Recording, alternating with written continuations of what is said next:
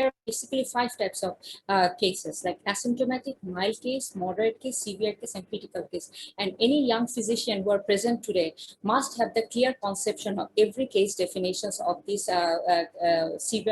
several categories, clinical categories of the COVID-19 cases. So first, the asymptomatic. As you can see with the name, there is no symptoms present, but the patient tested positive. We would say a mild case when the patient have the symptoms of influenza-like illness, like fever, cough, loss of taste or smell, myalgia, fatigue, headache, agusia, diarrhea, vomiting, rhinorrhea, sore throat, red eye, abdominal pain, or skin lesion. This list, I would say, is very important because there are a number of cases right now around us, around even in our families. So whenever a patient comes with any of these symptoms, we should think about the COVID first. So you should have that keep in your mind. Next, come to the moderate case. When we say a patient is having the moderate category of COVID-19, if in adolescent and adult patient, if we have got the clinical features of pneumonia, like fever, cough, dyspnea, or fast breathing, here the respiratory rate would be less than 30 breaths per minute, but the saturation will be normal, above 90% on room air. And in children, we would say the baby is in a moderate category when the baby has the features of pneumonia, that is the cough, difficulty breathing, fast breathing, or chest dry, but there would be no sign of severe pneumonia. And in case of baby, we would count fast breathing in the following way. Like if the baby is less than 2 months, then the rate would be above 60 breaths per minute. 2 to 11 months, if it's above the 50 breaths per minute, then we'd say it's fast breathing. And if the baby is 1 to 5 years old, then the rate would be more than 40 breaths per minute. Now come to the chest imaging. We shouldn't go for any chest imaging for the diagnosis of moderate category. We will always try to make the diagnosis for clinical ground. But yes, we can go sometimes to clinical chest imaging like X-ray, ultrasonogram, HRCT, but they only act in diagnosis and helps us to identify the pulmonary complication. Now come to the severe case classification. When we say a patient has severe category, when the adult or adolescent patient has the features of pneumonia that we have discussed before, along with that, you will have the complaint of severe respiratory distress. And here the respiratory rate would be above 30 breaths per minute. And the saturation would be below 90% in room air. So this is very important, the respiratory rate and saturation, which actually differentiate severe cases from the moderate category. And in case of children, similar like the before, like the baby will have the features of pneumonia. Along with that, at least one criteria should be present, like central cyanosis, saturation below 90%, severe respiratory distress, like fast breathing, grunting, very severe chest indrawing, or general danger sign, like inability to breastfeed or drink, lethargy, unconsciousness, and convulsion. If any one of these are present, along with the features of pneumonia, in that case, we would suspect this baby has a severe case of COVID-19. Now come to the critical case definition. When a severe COVID-19 case is meeting any of the following criteria, then I would say that this is a case of critical COVID-19. What are those? Like the respiratory failure and requiring mechanical ventilation, sepsis, septic shock, ARDS, that is acute respiratory distress syndrome, or any organ failure that requires the ICU care. So this is another one. If the pregnant woman is present with us with a saturation below or at 94%, then we would consider it severe category in pregnant women. So now come to the risk factors. This is the risk factors that are present, and we should have a very good knowledge about this risk factor, because any patient who has these risk factors, that there is some changes in the management, and we have to keep our eye open for that, because they might the patient with this risk factor might die or may result in severity because of this COVID-19. What are those risk factors? Diabetes, hypertension, high risk pregnancy, chronic kidney disease, asthma, COPD, obesity, malignancy, chronic liver disease, ischemic heart disease, heart failure, dementia, mental disorder, stroke, on steroid, and chemotherapy. Now come to the triage. Like whenever, right now, in every hospital, there's a separate system. Like one portion is dealing with the COVID and another portion dealing with non-COVID patients. So in it is very important that how we will classify the patient and send the patient accordingly to the COVID unit, or when we send the patient to the non-COVID area. So first we will look for the symptoms of COVID, and this is the list of symptoms that I have discussed before. And after that, if there is no presence of COVID, then the COVID unlikely, and then in that case, we refer the patient to non-COVID section of the hospital. But if the patient has those features that we have discussed before, then we would say that is it a suspected case of COVID-19 or it is confirmed case of COVID-19. If the test comes positive, then we have to clinically evaluate the patient and classify. Here you can see the trajectory is solely on clinical features. We are not talking about the imaging. Still, we are not talking about any imaging itself. Why I'm highlighting it more? Because nowadays we are seeing that patients are come with HRCT, chest X-ray, like on their own. All tests are by their own selves. So we will discuss a bit about it today. So then we will have to clinically evaluate it, and we will look for whether the patient has any visible respiratory distress. Is the respiratory count is above 30? If it's 30, then goes with severe category. If it's below 30, then it's moderate category. If the saturation is below or at or below 93%, if the patient looks unwell, or is there any absence of other possible cause, then we classify it moderate, severe, or critical illness. And then we have to admit the patient and start oxygen from dietary saturation is below 90%. For critical cases, we start resuscitating the patient at tragedy, and we would contact the ICU or H2 for referral center, because ideally the critical patients with COVID-19 in ICU. But if we, in the evaluation, we have seen that the patient doesn't have any respiratory distress, normal clinical examination, saturation is fine, no tachypnea, and can do usual activity, then we designate as a mild case, but no need for admission except in specific conditions. And we will go for antigen testing, and if the test comes negative, then we advise for RT-PCR, and then we manage the case according to mild case protocol. Now come to the admission criteria. Whom patients we would advise for hospitalization. If all the cases are moderate case, if he has the evidence of clinical or radiological evidence of pneumonia, if the patient goes into severe category that we have discussed before, and if the patient is critical category, if the patient has hypoxia that is at or below saturation 93% without any clinical features, that we call the happy hypoxia. And another one is patient with comorbid or prothrombotic state. The comorbids that we have discussed before, prothrombotic state, for example, high risk pregnancy, ongoing malignancy, this kind of patient, we should admit those in the hospital. Now come to the clinical management of COVID-19. I think the most, everyone is waiting for this discussion, I guess. So first come with the asymptomatic patient. We have to keep in the mind, no symptoms, no treatment. Okay, so whenever we are dealing with an asymptomatic patient, we just only advise for isolation, strict isolation protocol, that he has to be isolated at home. And if he has, as we are dealing with asymptomatic patient, so we guess he doesn't have any symptoms. Then there is some advice from home isolation. What are those? Like rest at home in self-isolation, that we have to counsel the patient very well, that he have to remain isolated. And if there is a chance that patient can remain isolated, then he can be hospitalized. Suppose the patient have any caregiver at home, the house is overcrowding. In that case, the patient can be hospitalized and keep isolated in a designated area. In the home, he has to maintain physical distancing with family members. Yeah, no visitors should be allowed. Regular hand washing for at least 20 seconds. Cough etiquette should be maintained, that the use of the elbow or tissue during coughing, and medical mask is must for both the patient and caregiver. Now come to the mild cases. So if we have a case with mild cases without any comorbidity, then we will treat the patient at home isolation that we have discussed before, and we also provide the symptomatic management.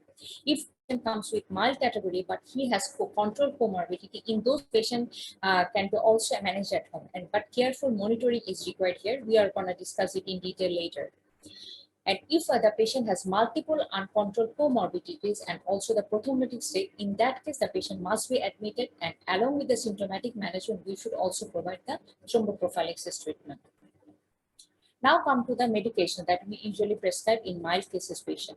The first, these are all actually symptomatic management. Like for fever, we'll give the paracetamol. If the patient has rhinorrhea, we can give the antihistamine. If the patient has cough, antitussive can be given for dry cough. And inhaled budesonide 200 microgram 2 cup 12 hourly is also been given for treatment of cough. thromboprophylaxis that I have mentioned before. If the patient has uncontrolled comorbidities or prothrombotic state, in that case, we must provide thromboprophylaxis along with the symptomatic management, and also we advise the patient for hospitalization. How the thromboprophylaxis will be given, the drug of choice is enoxaparin. The dose is 40 milligrams subcutaneous once daily. But if the patient is obese, that means BMI is more than 40, in that case, the dose will be double, like 40 milligrams twice daily.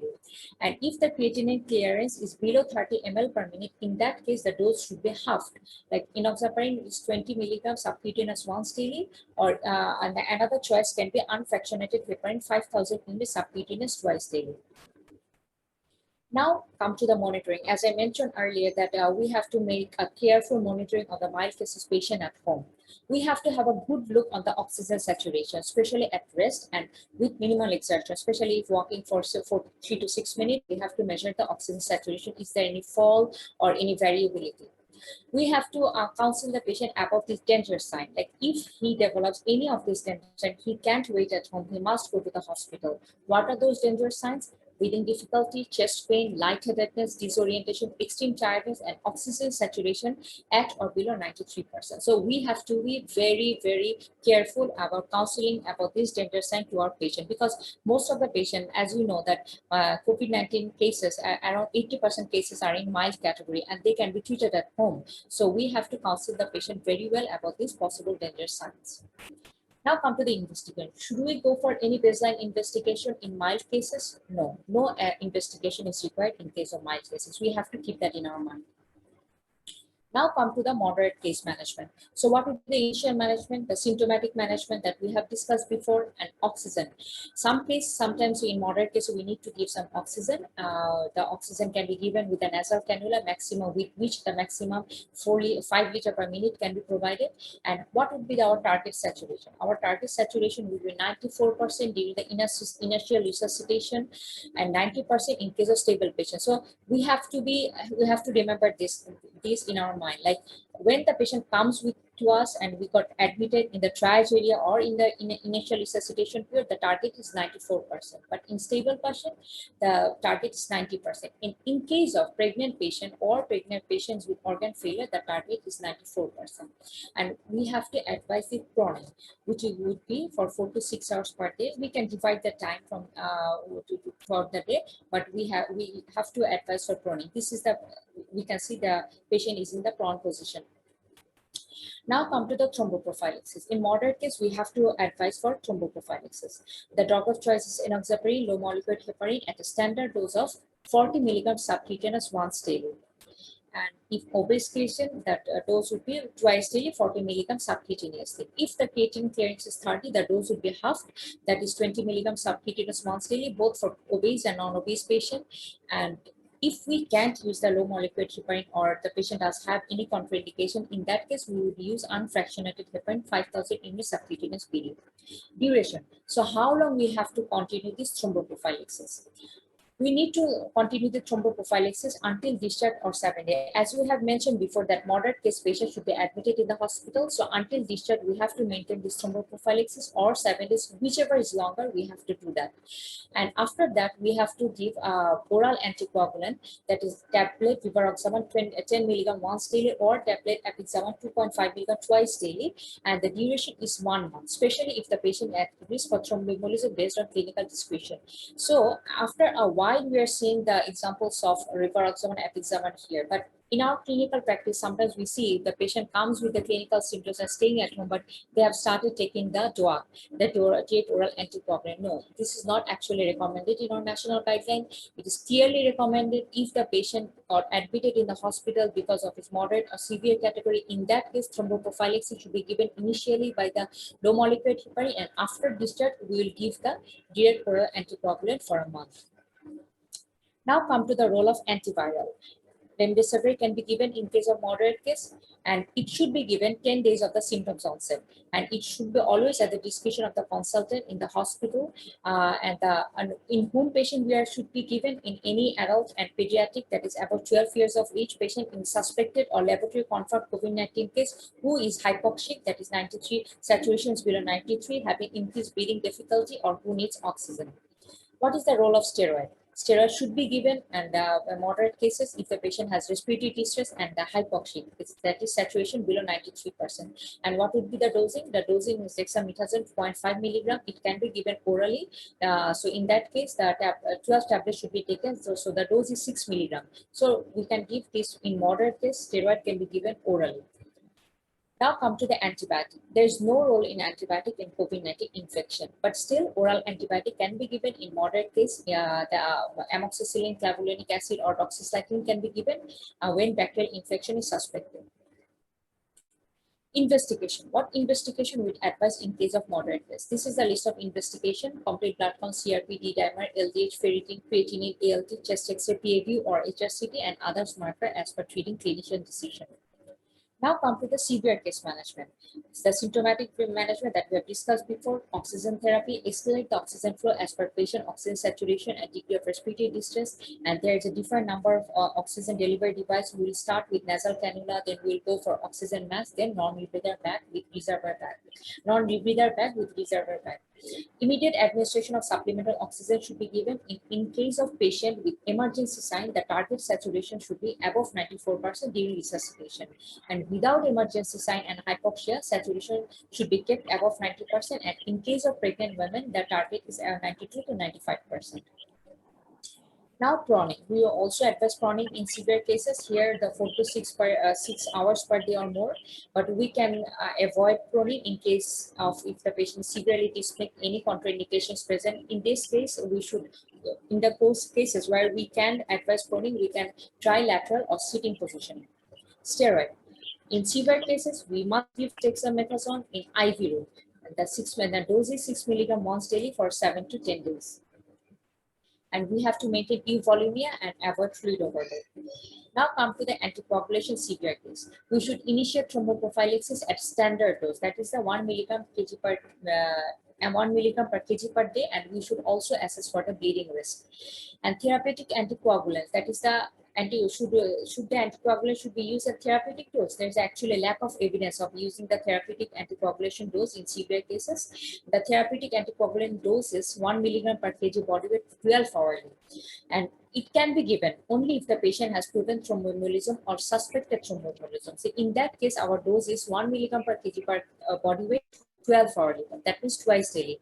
Or other cases, in severe cases, we should give the thromboprophylaxis 1 milligram per kg per day. How long we will continue the anticoagulant? Just like moderate case, until the discharge or 7 days, and after that we will provide the direct oral anticoagulant for a month.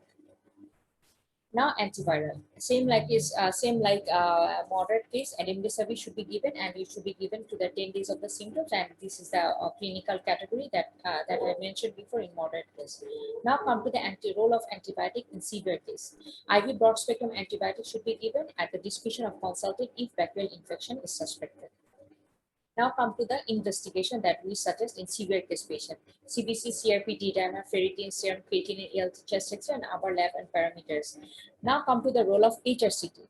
HRCT should not be routinely advised, only help in diagnostic dilemma. Suppose we have a patient highly suspected of COVID, but RT-PCR kept negative. In that case, you can advise for HRCT, which can help in our diagnosis. We should keep in mind that HRCT does not have any role in the management protocol in COVID-19. Now come to the discontinuation isolation, like how long the patient should maintain the isolation protocol. In case of asymptomatic patient, 10 days after the sample collection. In case of mild cases, 14 days after the symptoms are provided, no fever and decreased respiratory symptom for last 3 days. In hospitalized patient, 21 days after symptoms onset, no fever and decreased respiratory symptom for 3 days. So our rule is 10 days, 14 days, 21 days. So we have to keep that in our mind. What is the discharge criteria of the patient from the hospital? There are some clinical criteria like resolution of fever without the use of antipyretic and significant improvement of respiratory symptoms like cough and respiratory distress for at least 3 days. If we can see these clinical parameters of the patient, in that case we can plan for discharge. And obviously the patient physician discretion is very important in case of severe and critical patient. Now you can ask, should I need to go for retesting while giving the discharge to the patient? No, there is no need to give discharge, but we should advise about the maintaining the isolation protocol for the duration of days that I have mentioned before. Now come to the sequence of oxygen delivery devices that we use in the hospital. First, we will start with a nasal cannula with which 1 to 5 liter of oxygen can be given. If that fails, then I will go for simple face mask. If the saturation cannot be maintained, then we will go for non-rebreather mask with reservoir bag. After that, high flow nasal cannula, after that non-invasive ventilation, and lastly the mechanical ventilation. And this is the goal that we have to maintain in case of mechanical ventilation patient. This is another chart that is been provided in our national guideline regarding the prophylactic, intermediate, and therapeutic dose of anticoagulant. Everywhere low molecular weight should be given, low molecular heparin should be given, that is the enoxaparin. The dose is prophylactic is, as I mentioned you earlier, 40 milligram subcutaneous once daily, intermediate dose 0.5 milligram per kg body weight twice daily, and the therapeutic dose is 1 milligram per kg body weight twice daily. Candidates should be given, prophylactic dose should be given in case of mild cases with uncontrolled comorbid condition or prothrombotic state, and moderate cases. Intermediate dose can be given in severe cases, and therapeutic dose should be considered in critical case patient. And also the patient who has proven thromboembolism and strong clinical suspicion for thromboembolism. Now come to the dose of steroid that can be given other COVID-19 syndromes. ARDS due to COVID, in that case, we should give for injection methylprednisolone 1 to 2 milligram per kg 12 hourly, or dexamethasone can be given. The dose is 20 milligram IV daily for 5 days, then 10 milligram IV daily for 5 days, then 5 milligram IV daily for 5 days. So there is doing a gradual reduction in the doses, as we can see. And in refractory sepsis, injection hydrocortisone should be given 50 milligram 6 hourly. In cytokine release syndrome, injection methylprednisolone can be given 1 to 2 milligram per kg 12 hourly, and in dexamethasone 10 milligram 6 hourly. Now there are some series of recommendations that have been provided in guideline when we are dealing with critical COVID-19 patient. First, let's highlight few words on respiratory support. COVID-19 and ARDS. Trial of high flow nasal cannula non-invasive ventilation like CPAP, BiPAP may be used. If there is no improvement, further respiratory support should be given, like mechanical ventilation. Prompt recognition of progressive acute hypoxic respiratory failure should be considered if we have a patient who are having respiratory distress despite standard oxygen therapy, or advanced oxygen or ventilator support is needed.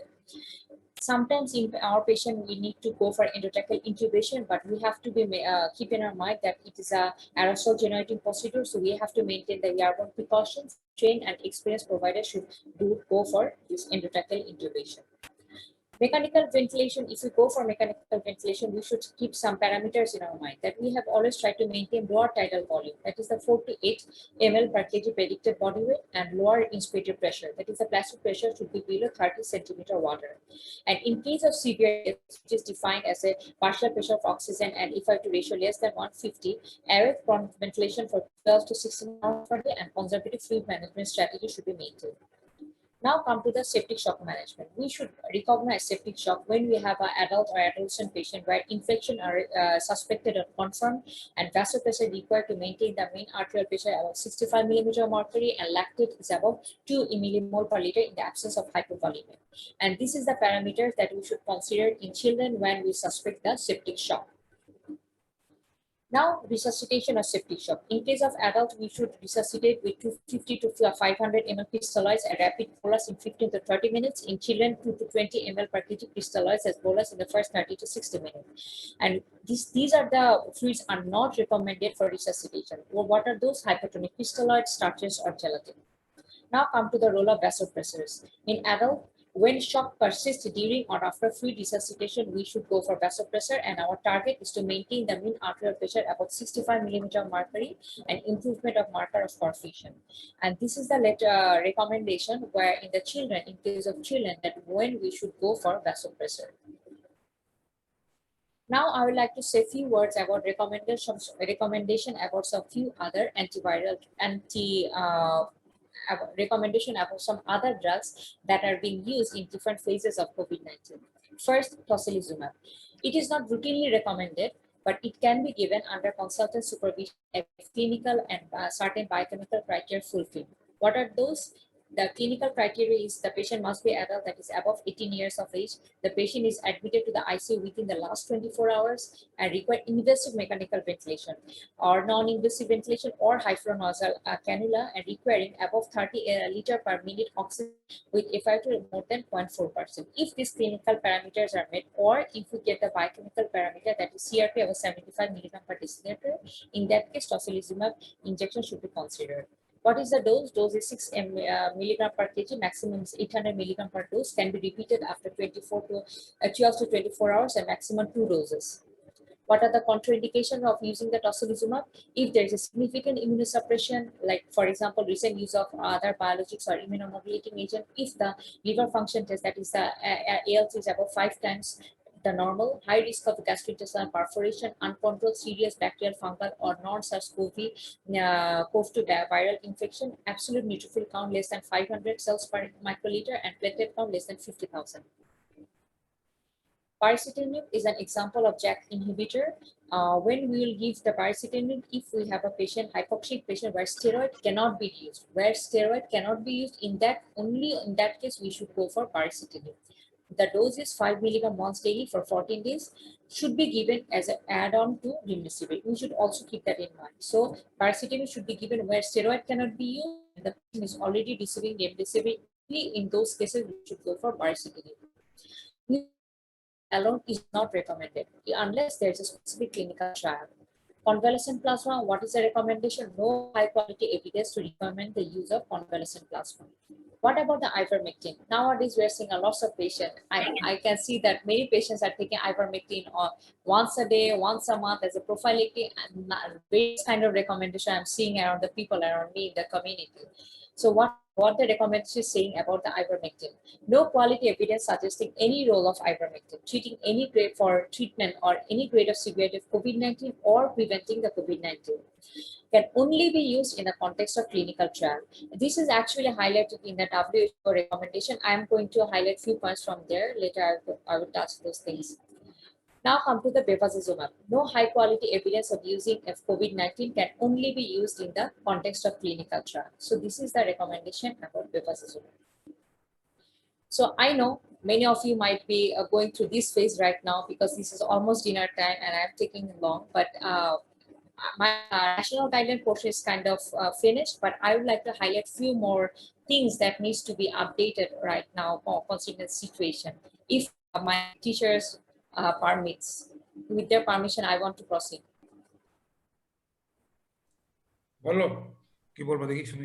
Thank you, sir. Okay, I won't keep you long. Just keep calm and few more slides.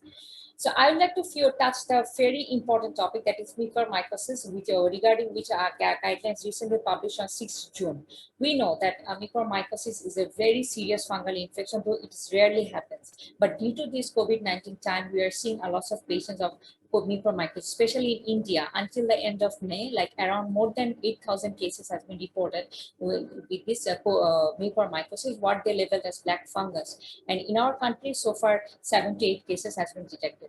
So this is a very common fungus that is present in the environment, but we don't commonly get. It usually comes in the patient or presents in the patient with known risk factors. What are those? Like uncontrolled diabetes, who are on severe immunosuppressive medication or immunomodulators, who are going through any transplant or bone marrow suppression or having severe neutropenia. And in case of COVID-19, as we are using the steroids, so it causes the immunosuppression. We are using immunomodulators. So these are the risk factors for mucormycosis in case of in patients with COVID-19. And it presents in several ways. The most common one is rhinocerebral mucormycosis. Next, the pulmonary one, gastrointestinal and cutaneous variety is also present. So how would we diagnose the mucormycosis, and when we suspect a case of mucormycosis? If there is a history of severe COVID-19 in the past 2 to 4 weeks, if the patient has a complaint of sinusitis like nasal blockage, nasal discharge, cheekbone pain not responding to the medication, if there is a features of unilateral facial swelling, or there is a blackish discoloration over nose or talons, if the patient has features of chest pain, pleural effusion, hemoptysis, worsening of respiratory symptoms, if we have any patient with recent history of COVID COVID-19 and we has these features come to us, we should think about the mucormycosis. And how will you diagnose it? The investigation, the most important investigation is important for the diagnosis is the biopsy with histopathology examination. It is a biopsy. It is not a swab. You should have to keep that in your mind. And we should also go for radiology to see the extent of the involvement, like CT scan or MRI of the orbit in case of rhinocerebral mucormycosis, HRCT test in case of chest in case of pulmonary mucormycosis, MRA, MRB, CTS, CTB in case of cerebral venous sinus thrombosis. And baseline investigation should be done. Most important one is serum creatinine and electrolytes. We should monitor this investigation on a weekly basis to see the involvement and also see the toxicity of the treating medication. So how will you manage the patient with mucormycosis? It should be treated at a tertiary hospital with multidisciplinary approach. In our team, there will be internists, surgeons, or ophthalmologists, ENT surgeons, and many more. Correction of the underlying risk factor is very important. Like if we going through the steroid, we will try to reduce the dose. If we are going through any immunomodulating drugs, we should try to stop that medication. So we will try to control our underlying risk factors. And another very important risk factor is diabetes, the control of the glucose in the diabetic patient. Early and complete surgical debridement of the involved tissue is very important. And next, the systemic antifungal therapy should be given. The first choice is liposomal amphotericin B. The dose is 5 milligram per kg daily, administered as an infusion over 2 hours. And the patients, if the patient comes with CNS features, in that case, the dose should be 10 milligram per kg. But if the patient cannot tolerate this 5 milligram per kg dose, in that case, we will give the medication on an alternate basis. And how long we have to maintain the medication depends on the clinical situation and may take several weeks to months. 1 liter of saline should be given a day to reduce that risk of nephrotoxicity. And the other choices are amphotericin B, deoxycholate, posaconazole, or isobuconazole. And now I'd like to highlight a few more slides beyond our guidelines. What are the updates, or I would say what are the recommendations? So recently, actually, therapeutic and COVID-19 management living guideline has been updated, which has been provided by the WHO. These are the previous recommendations. That was, most of us know about these things, and our national guideline actually based on this recommendation. Like they have this recommendation not to use the ivermectin, strong recommendation against hydroxychloroquine, strong recommendation against lopinavir, ritonavir, conditional recommendation against remdesivir, strong recommendation for systemic corticosteroids. So these are the recommendations comes in the previous versions or previous updates of this guideline. The latest one is published in July 6, 2021, and their recommendation is strong recommendation to use interleukin-6 receptor blocker, that is the tocilizumab or sarilumab in severe or critical patient. They have suggested or come to this recommendation after analysis of 100,020 patients in a REMAP-CAP trial, and corticosteroid has previously been strongly recommended in severe and critical patients. And now WHO recommend patient meeting this severity criteria should now receive both corticosteroid and interleukin-6 receptor blocker. So this is the latest recommendation from WHO. This is the study that they have provided where they compared the result between the standard care and interleukin-6, where they have seen that actually improvement in mortality, mechanical ventilation, and also duration of mechanical ventilation, duration of hospitalization in the group of patients who also gets the interleukin-6 inhibitor in their treatment protocol. So apart from that, I want to highlight another point from WHO that other COVID-19 therapeutics that are currently under consideration by WHO include colchicine, monoclonal antibodies, and anticoagulant. This guideline will be updated if or when sufficient new data warrants this. So their trial about these treatments, colchicine, monoclonal antibodies, or anticoagulants are going right now from the WHO. Now, I'm highlighting few points of the monoclonal antibody because we are seeing in the newspaper the number of monoclonal antibodies are being used around the world, which varies from country to country. I take the recommendation of these slides from NIH. They recommend to go for this monoclonal antibody, casirivimab plus imdevimab. This is also known as the cocktail protocol or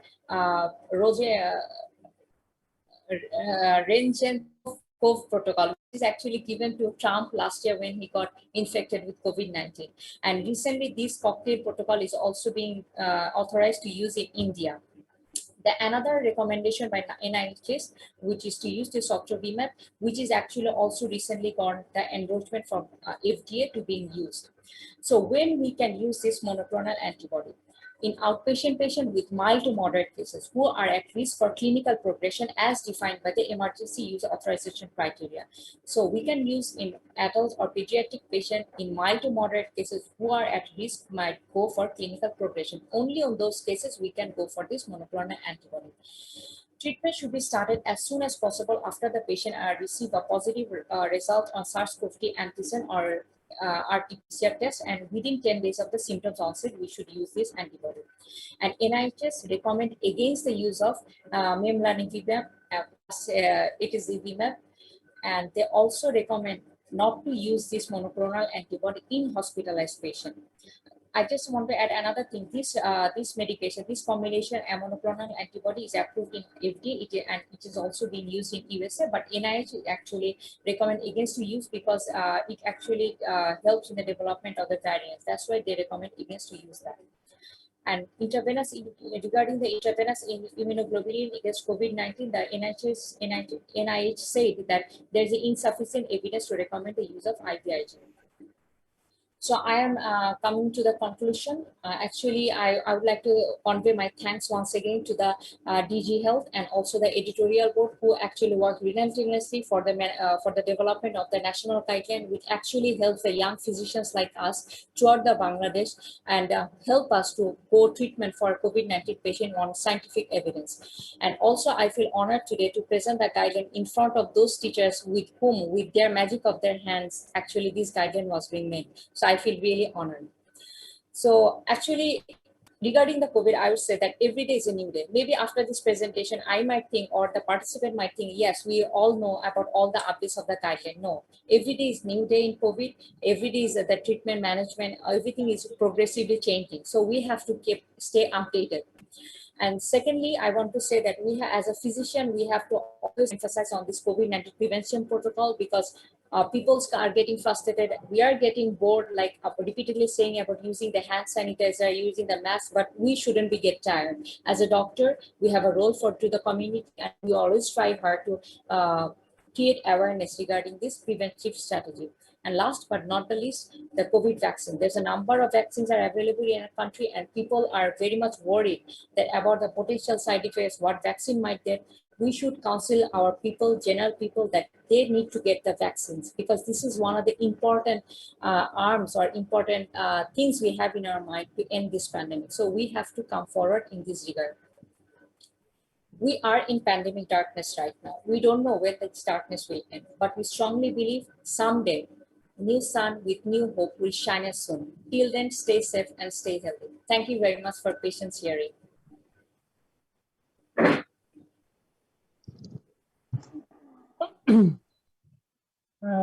Thank you so much, Dr. Noshaba Noor, madam, for your nice, elaborate, and concrete presentation.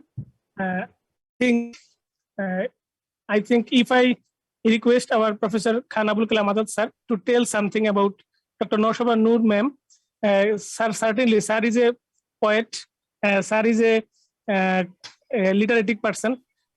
Sir will certainly say, like William Wordsworth, I gazed in little thought with hearing the such presentation of Dr. Noshaba Noor, madam.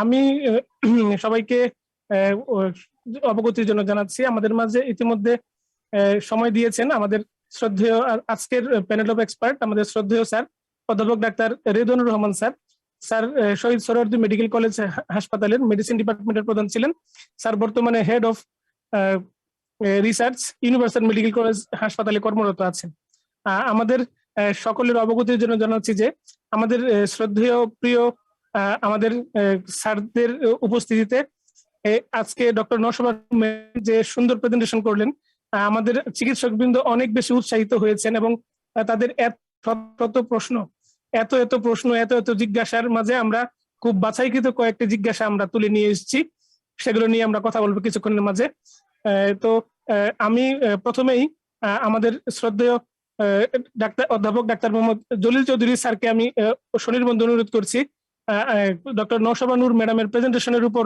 যদি সামান্য কিছু কথা বলতেন অধ্যাপক doctor দলিল Chowdhury sir, please sir. ওমা তুমি না প্রফেসর আজাদকে ডাকলা? স্যার, স্যার কবিতার ভাষায় বলছি স্যার, স্যারকে নিয়ে। ও কবিতা ভাষায় বলছো, কবিতা ভাষায় বলছো, ঠিক আছে।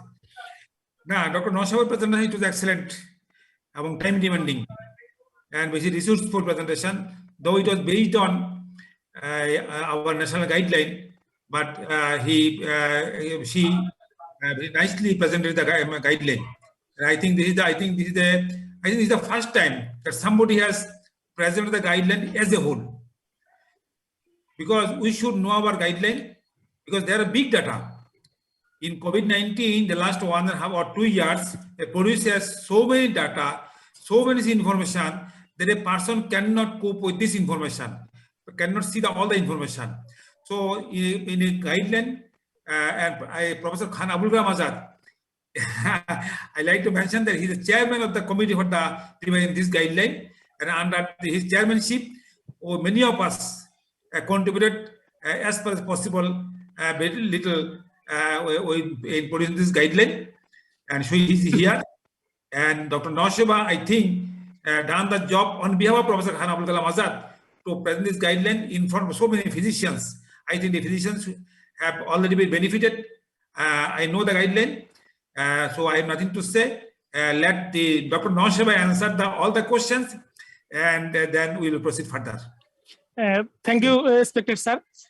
আমি এই মুহূর্তে আমাদের প্রিয় স্যার, আমাদের ন্যাশনাল কোভিড গাইডলাইন কারিকুলাম কমিটির চেয়ারম্যান অধ্যাপক ডাক্তার খান আবুল কালাম আজাদ স্যারকে নওশাবা ম্যাডামের প্রেজেন্টেশনের উপর আমি একটু সামান্য কমেন্ট করার জন্য সনির্বন্ধ অনুরোধ করছি, please sir. Thank you, Dr. Kamal. Good evening, everybody. In presence of Professor M. A. Jalil Chaudhary, sir, he is such a renowned physician and a teacher, and he is now the teacher of the teachers. As because he is present in the session, it means something different to me. And also you selected such a speaker, Dr. Naushaba Noor, whom I really admit as one of the best speakers at this moment at her ages. And definitely you selected the topic, truly speaking, as it was expressed by Professor M. A. Jalil Chaudhary, that the true expression of the national guideline, what there is, and what the doctors want to know, and what they have to do. In fact, this guideline is the thing that it is to be done for the patient. But you know, when the practical scenario comes and the practical situation comes, maybe it is not very straightforward or very easy to demarcate all the things together.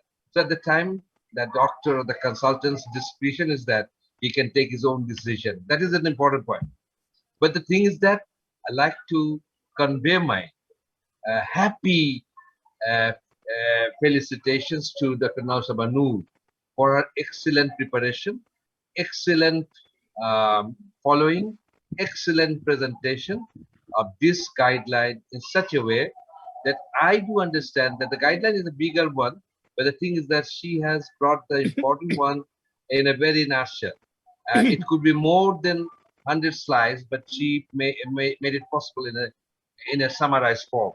And also I like to say that also the newer researches which are going on and which will be published in the future, and maybe we the members will be sitting together in the future, whether we can incorporate those form of treatment in our national guideline or not. But one thing I want to mention here, as because you were saying that Professor M. A. Jalil Chaudhary, the senior most of our teachers, and also you see he contributed a lot in the guideline by his very sharp and critical criticism, and so it was a very valuable tool for us that we could make a we tried to find out important answers for our doctors to treat.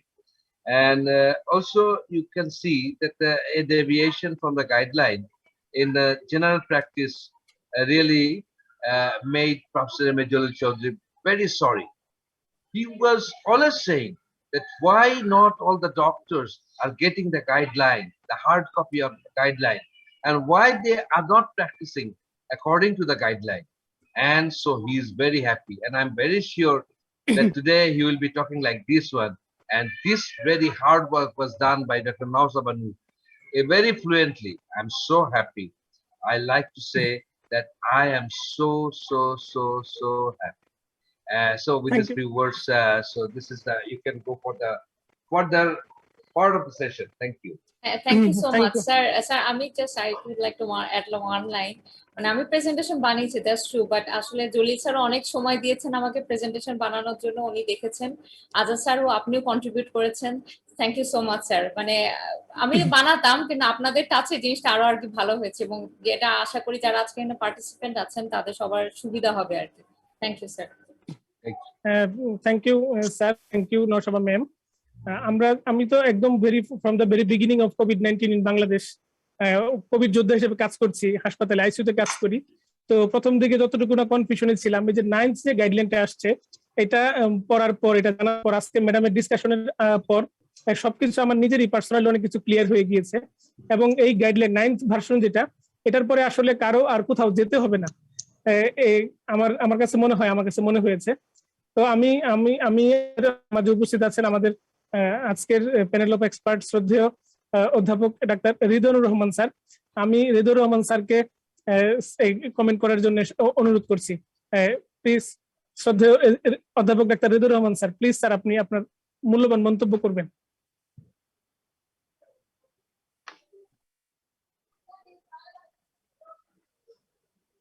আছে আছি, আমি ঢুকতেছি, আমার একটু অসুবিধা হয়ে গেছে, এই জন্য কামিং। আমরা প্রফেসর রিদওয়ান পরে বলুক, দরকার হলে ও প্রশ্ন উত্তরগুলো শেষ করে দেখ। হ্যাঁ, প্রশ্ন তো শেষ করে দিই, এটা বেটার। প্রফেসর রিদওয়ান রেডি আসুক। Thank you sir. শোনা, প্রশ্ন উত্তর শেষ করো, কারণ ফলোইন তো ইন্টারেস্টেড প্রশ্ন উত্তরের জন্য, ওইটা শেষ করো আগে, তারপরে আমার স্যার থ্যাংক ইউ স্যার। আমি আজকের যারা প্রাণবন্ত প্রশ্ন পাঠিয়েছেন সবার কাছে অনেক কৃতজ্ঞতা প্রকাশ করছি। আপনাদের প্রশ্নের মাধ্যমে অনেক কনফিউশন দূর হবে এবং অনেক সুন্দর সুন্দর তথ্য উপস্থাপিত হবে। অনেকগুলো প্রশ্ন যারা এই প্রেজেন্টেশনের সাথে সম্পর্কিত প্রশ্ন করেছেন, যেগুলো প্রেজেন্টেশনে ছিল, সেগুলোর সাথে মিল রেখে আমি কিছু ট্রিকি প্রশ্ন আমি উপস্থাপন করছি। প্রথমে প্রশ্ন করেছে ডক্টর সাদ্দাম, আমি ডক্টর সাদ্দামকে ধন্যবাদ জানাই। প্রশ্ন ছিল, what is the difference between post-COVID complication and long COVID syndrome? What is the difference between post-COVID complication and long COVID syndrome? Difference মানে দুটার মধ্যে ডিফারেন্স আসলে খুব ন্যারো লাইনে, মানে পোস্ট কোভিড কমপ্লিকেশন, কোভিড থেকে তো অনেক সময় ট্রিটমেন্টের জন্য বা বিভিন্ন ইয়েতে কমপ্লিকেশনস হতে পারে। আর লং হলার্স আসলে আমরা বলি যখন এই সিমটমস গুলো লং পারসিস্টেন্টলি থাকে আর কি, যে এটার একটা আছে যেমন 28 ডেজ, মানে 1 মাসের পরে হলে কি বলবো, 3 মান্থের পরে হলে কি বলবো। লং হলার সাধারণত 28 ডেজের বেশি যদি সিমটমস গুলো পারসিস্ট করে তখন তাদেরকে লং হলার বলি। সেখানকার সিমটমস গুলো যে খুব সিভিয়ার থাকে সেরকম না, কিন্তু পারসিস্টেন্টলি থাকে, যেমন কাশি থাকে, একটু শ্বাসকষ্ট থাকে, অল্পতে হাঁপিয়ে যাচ্ছেন, বা মানে এরকম, বা ইনসমনিয়া থাকে। কিন্তু পোস্ট কোভিড কমপ্লিকেশনস বলতে আসলে আমরা হচ্ছে কোভিড এর থেকে যে কমপ্লিকেশনস গুলো সেটা ট্রিটমেন্ট হতে পারে সেগুলাকে বোঝায় আর কি। স্যার যদি কিছু অ্যাড করেন। না ঠিক আছে, আমার মনে হয় তুমি প্রশ্নগুলো শেষ করো। আচ্ছা ঠিক আছে স্যার। শর্ট প্রশ্ন করবা, উত্তর শর্ট দিবা। আমার মনে অনেক প্রশ্ন আছে তো। অনেক প্রশ্ন আছে স্যার। Thank you sir. একটা অ্যানোনিমাস প্রশ্ন আসছে, ম্যাডাম আপনি হ্যাপি হাইপোক্সিয়া সম্পর্কে একটু যদি বলতেন। হ্যাপি হাইপোক্সিয়া সহজভাবে যেটা বোঝায় যে পেশেন্টের কোনো সিমটমস থাকছে না, পেশেন্টের কোনো রেসপিরেটরি ডিস্ট্রেস বা পেশেন্টের কোনো আনইউজুয়াল ফিল কিছু বলছে না, কিন্তু স্যাচুরেশন দেখা যাচ্ছে ফল করে যাচ্ছে, 90 নিচে চলে যাচ্ছে, এবং এটা কোভিডে আমরা প্রথম থেকেই কিন্তু দেখতে পাচ্ছি পেশেন্টে। এই জন্য হচ্ছে যে মানে মনিটরিং এর ব্যাপারটা বারবার আসছে, যেমন গাইডলাইনে একদম কমপ্লিটলি সুন্দর করে হাইলাইট করা যায় মাইল্ড কেসে যে পেশেন্টগুলো বাসায় থাকবে তারাও যেন মনিটরিং এর মধ্যে থাকে, এবং তাদের যদি স্যাচুরেশন, সেখানে কিন্তু ভ্যালুটা আরেকটু বেশি দিয়েছে, সেখানে কিন্তু 90 বলে না, ওখানে বলছি 93 নিচে আসলেই সে যেন দেরি না করে হাসপাতালে চলে যায়। জেন্ডার সাইনের মধ্যে এটা ইনক্লুড করা হয়েছে। সো এটাই sir. Should we question directly? আপনি লিখে প্রশ্ন করুন, আমরা ম্যাডামকে প্রেজেন্ট করব। লিখে প্রশ্ন করুন। Thank you madam. Doctor Humayun Kabir উনি একটা প্রশ্ন করেছেন, should we do both antigen test and RTPCR to confirm the diagnosis, or which one we use and when? Antigen test. আমাদের গাইডলাইনে যেটা বলা হয়েছে যে অ্যান্টিজেন টেস্টিংটা আগে করতে, তারপর না হলে কোভিড আরটিপিসিআর। কিন্তু আসলে এটা তো আমাদের জানতে মানে আমাদের বুঝতে হবে আসলে আমাদের দেশের পার্সপেক্টিভ থেকে কোথায় কোনটা অ্যাভেলেবল আছে, সব জায়গাতে অ্যাভেলেবল আছে কিনা। তো এখন অবশ্য একদম মানে প্রত্যন্ত অঞ্চলে চেষ্টা করা হচ্ছে যে অ্যান্টিজেন টেস্টিংটা একটা ওয়াইডলি অ্যাভেলেবল করার জন্য, কিন্তু আমাদের গাইডলাইনে এইভাবেই বলা আছে, যেটা আমি ট্রায়ালস এরিয়াতে দেখাচ্ছিলাম যে সাসপেক্টেড সিমটমস থাকলে, সাসপেক্টেড কোভিড চিন্তা করলে আমরা মানে অ্যাকর্ডিং টু আওয়ার গাইডলাইন আমরা হচ্ছে অ্যান্টিজেন টেস্টটা করবো। অ্যান্টিজেন টেস্ট যদি পজিটিভ চলে আসে তাহলে তো আমাদের ডায়াগনোসিস কনফার্ম হয়ে গেল, কিন্তু যদি এটা নেগেটিভ আসে তখন আমরা আরটিপিসিআর এ যাব। Thank you madam. আরেকটি অ্যানোনিমাস প্রশ্ন, in national guideline different oxygen saturation level have been mentioned, which creates confusion, how it can be simplified? এটা যেটা বলতেছিলাম সহজভাবে মনে রাখার জন্য আমাদের মানে ক্লিনিক্যাল যে ক্রাইটেরিয়া মডারেট সিভিয়ার, এখানে আমরা 90টাই মনে রাখবো। হ্যাঁ, স্যাচুরেশন 90 নিচে চলে আসলেই সেটা সিভিয়ার এ চলে যাবে। কিন্তু যখন একটা পেশেন্ট ম্যানেজমেন্টের ক্ষেত্রে আমাদের তখন মনে রাখতে হবে বাসা থেকে আমরা পেশেন্ট গুলাকে কখন ট্রান্সফার কি করবো, তখন 93।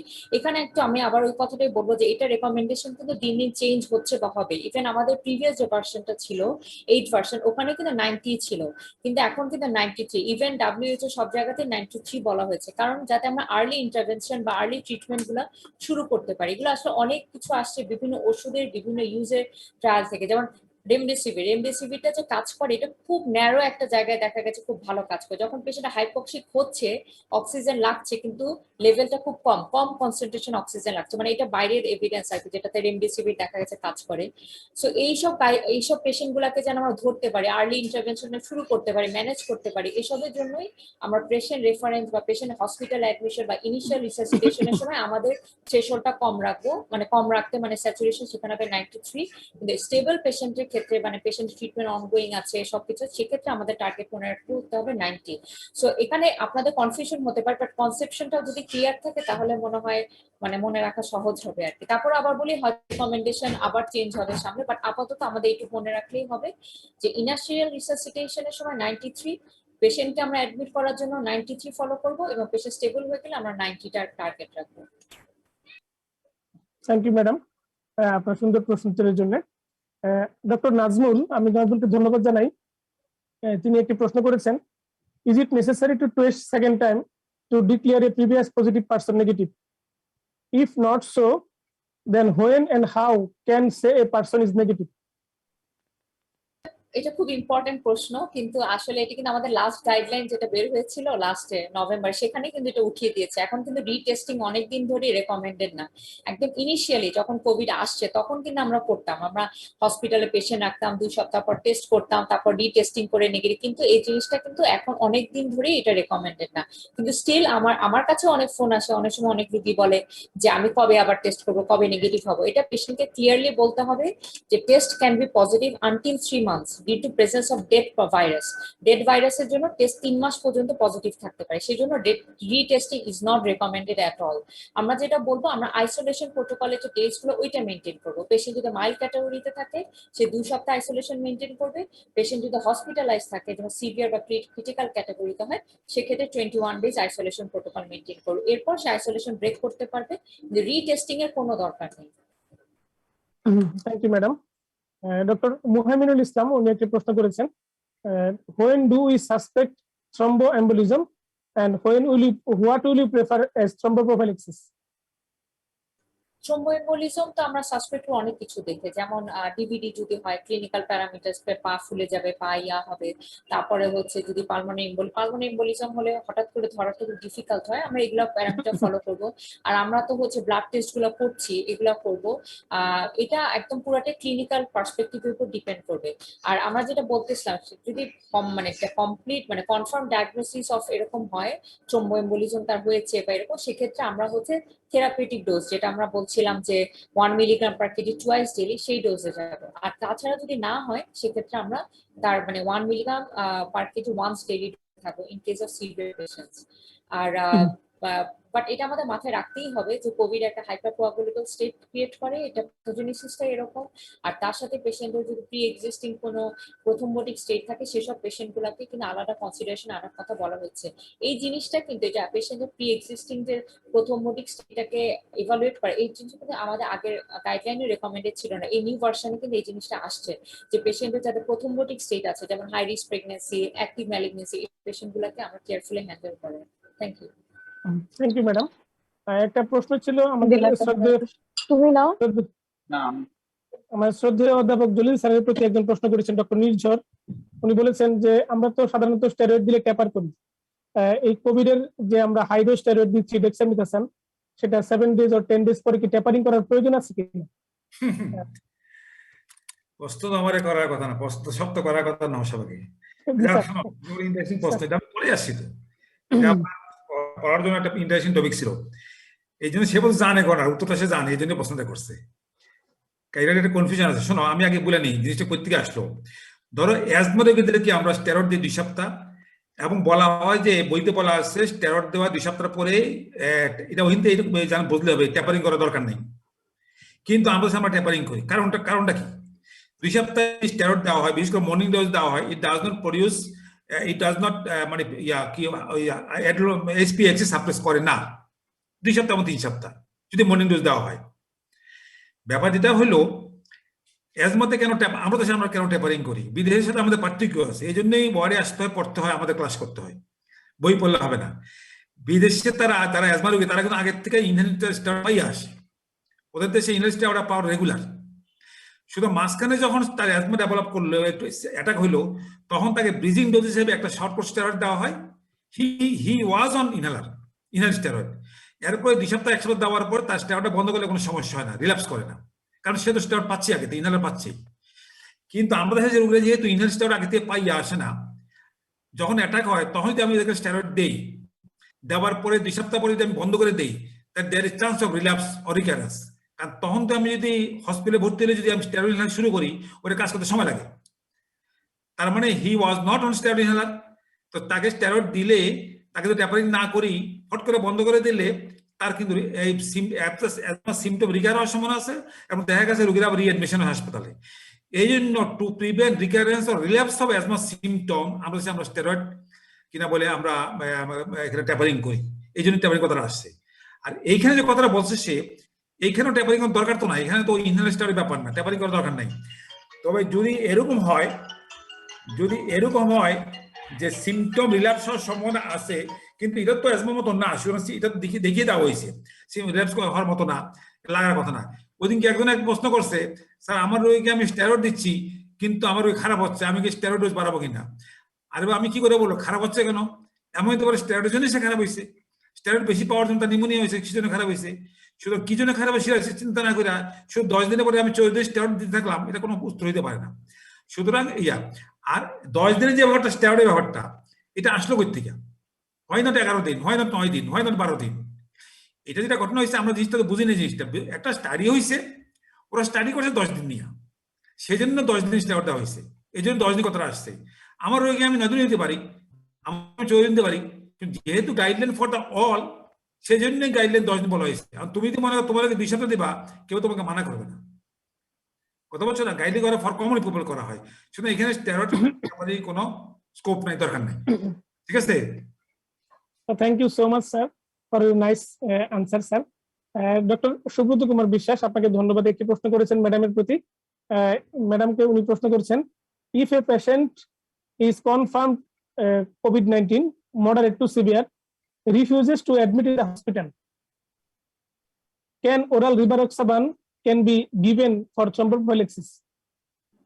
একটা পেশেন্ট যার moderate two severe case COVID-19, উনি হাসপাতালে অ্যাডমিশন নিচ্ছেন না, ওনাকে কি ওরাল রিভারক্সাবান শুরু করা যাবে কি? এটা কোনো এটা আমাদের গাইডলাইনের বাইরে, আমি একটু বলি, এটা কোনো গাইডলাইনই রেকমেন্ডেড না। হ্যাঁ, ডোয়াক যেটা ডিরেক্ট ওরাল অ্যান্টিকোয়াগুলেন্ট কোনো দেয়া, যেমন এনআইসিএস বলে বা যে কোনো গাইডলাইনে আপনি বলেন, কোথাও এটা রেকমেন্ডেড না যে রিভারক্সাবান অ্যাট হোম আমরা এমনিতে মডারেট ইয়াতে শুরু করব। আপনার পেশেন্ট যদি অ্যাডমিটেড নাই হয় আপনি বাসায় তাহলে দিতে হবে, যদিও এটা রেকমেন্ডেড না। বা আমরা যখনই লো মলিকুলার হেপারিন একটা পেশেন্টের লাগবে তখন তার হসপিটালাইজেশন দরকার। এবং এটা উনি যে কোয়েশ্চেনটা করেছেন, কোয়েশ্চেনটা খুবই ইম্পর্টেন্ট একটা কোয়েশ্চেন, কারণ আমরা সব পেশেন্টকেই দেখেছি যারা অন্যের প্রেসক্রিপশন দেখে হোক, অন্যের কাছ থেকে শুনে হোক লিভার অক্সামান খাচ্ছে, দেখা যায় মাইল্ড কেস বা কিছু লিভার অক্সামান খাচ্ছে আর কি। তো জিনিসটা হচ্ছে রেকমেন্ডেশন এটা না, এখন তো খেলে তো আসলে কিছু বলার নাই, কিন্তু এটা আসলে রেকমেন্ডেড না, সাইন্টিফিক্যালি এটা কোনো এভিডেন্স পাওয়া যায়নি, বরং এটার হ্যাজার্ড হওয়ার সম্ভাবনা বেশি। এবং আমাদের পার্সপেক্টিভ থেকে বলি, যদিও ডোয়া খুবই সেফ ড্রাগ, কিন্তু এটা যে মানে এটা যেহেতু কোনো ঝামেলা হয়, এটা যে অ্যান্টিডট সেটা তো আমাদের দেশে নাই। সো আমাদের একটু কেয়ারফুলি থাকা উচিত আসলে। থ্যাংক ইউ ম্যাডাম আপনার প্রশ্ন উত্তরের জন্য। ডক্টর আবু হেনা মাহমুদ রুনু উনি একটা প্রশ্ন করেছেন। ধন্যবাদ আপনাকে প্রিয় চিকিৎসক। Fever calf saturation 96%, patient is clinically stable, but HRCT showed 60% lung involvement. What could be her management plan, and is she needed admission or not? যখনই মানে রেডিওলজিক্যাল এভিডেন্স থাকলেই সেটা মডারেট ক্যাটাগরিতে, হ্যাঁ মডারেট ক্যাটাগরিতে হলে আমাদের গাইডলাইন অনুযায়ী হসপিটাল অ্যাডমিশন লাগবে। তবে এখানে একটা জিনিস আমি বলে রাখি, এখনো হয়তো আমাদের হসপিটালগুলো অত স্যাচুরেটেড হয়নি, কিন্তু আমাদের মানে রিসেন্ট টাইমে আমরা অনেকবারই দেখেছি কিন্তু হসপিটাল আইসিইউ সব মানে হয়তো পুরো স্যাচুরেটেড হয়ে যায়, কোথাও সিট পাওয়া যায় না। সেক্ষেত্রে হয়তো অনেক সময় আমাদের হয়তো বাসায় ম্যানেজ করা লাগতে পারে, যেটা হচ্ছে বলতেছি। কিন্তু যেহেতু পেশেন্ট আমাকে জিজ্ঞেস করলেন উনি কোন ক্যাটাগরিতে হবেন, উনি মডারেট ক্যাটাগরিতে হবেন। রেডিওলজিক্যাল এভিডেন্স মানেই হলো মডারেট ক্যাটাগরি, এরপর আমাদের স্যাচুরেশন দেখে ডিভাইড হবে এটা কি সিভিয়ার না মডারেট। সো যেহেতু ওনার স্যাচুরেশন 96% আছে, সো সেই হিসেবে উনি মডারেট ক্যাটাগরিতে আছেন, according to our guideline he need to be admitted. Thank you madam. Doctor Mohammad Alamgir Kabir উনি মেডিসিন স্পেশালিস্ট, উনি প্রফেসর খান আব্দুল কালাম আজাদ স্যারের প্রতি একটি প্রশ্ন করেছেন। আমি ডক্টর মোহাম্মদ আলমগীর কবির স্যারকে ধন্যবাদ জানাই। উনি 3টি প্রশ্ন করেছেন। প্রথম প্রশ্নটি ছিল, if severe COVID-19 patient presents with platelet count less than 3000, platelet count less than 3000, COVID-19 patient, which thrombolytic is the drug of choice? এটি ওনার প্রথম প্রশ্ন। দ্বিতীয় প্রশ্ন ছিল, sir can you use baricitinib with steroid together, baricitinib and steroid together? আর third প্রশ্ন ছিল, পোস্ট কোভিড ফ্যাটিক কিভাবে আমরা ট্রিট করব? তাহলে thank you very much. 3 question. শেষেরটা দিয়ে বলি যে পোস্ট কোভিড ফ্যাটিক আসলে চিকিৎসা করাটা মুশকিল এবং এটার জন্য অনেক রকমের ম্যানুভার লাগবে। এবং একটা কোশ্চেন ছিল যে অ্যাবাউট লং কোভিড বা পোস্ট কোভিড। লং কোভিডেরই কতগুলো টাইপ হচ্ছে বা কতগুলো নাম হচ্ছে, যে পোস্ট কোভিড বা পোস্ট অ্যাকিউট কোভিড বা লং টেল কোভিড বা লং হল কোভিড, এরা সবই একই নাম। এবং অর্থাৎ একজন কোভিড পজিটিভ হওয়ার পরে তার সিমটম গুলো যদি দীর্ঘদিন থাকে, এবং আপনার এই যে আমাদের যতটুকু রিপোর্ট পেয়েছি, আমরা উহানের রিপোর্ট দেখেছি, আমরা ইটালিয়ান রিপোর্ট দেখেছি। উহানের রিপোর্টে দেখা গেছে যে 6 মান্থের পরেও কমপক্ষে তাদের কোভিড এর একটা সিমটম এটা পারসিস্ট করেছে এটা, এবং এটা অ্যাবাউট 10% পিপল উহানে। আর ইটালিয়ান স্টাডি বলছে আরো মানে বেশি, অ্যাবাউট 87% লোকের আপনার 6 মাস পর্যন্ত তাদের পোস্ট হসপিটাল তাদের আপনার ওয়ান অফ দ্য সিমটম ছিল।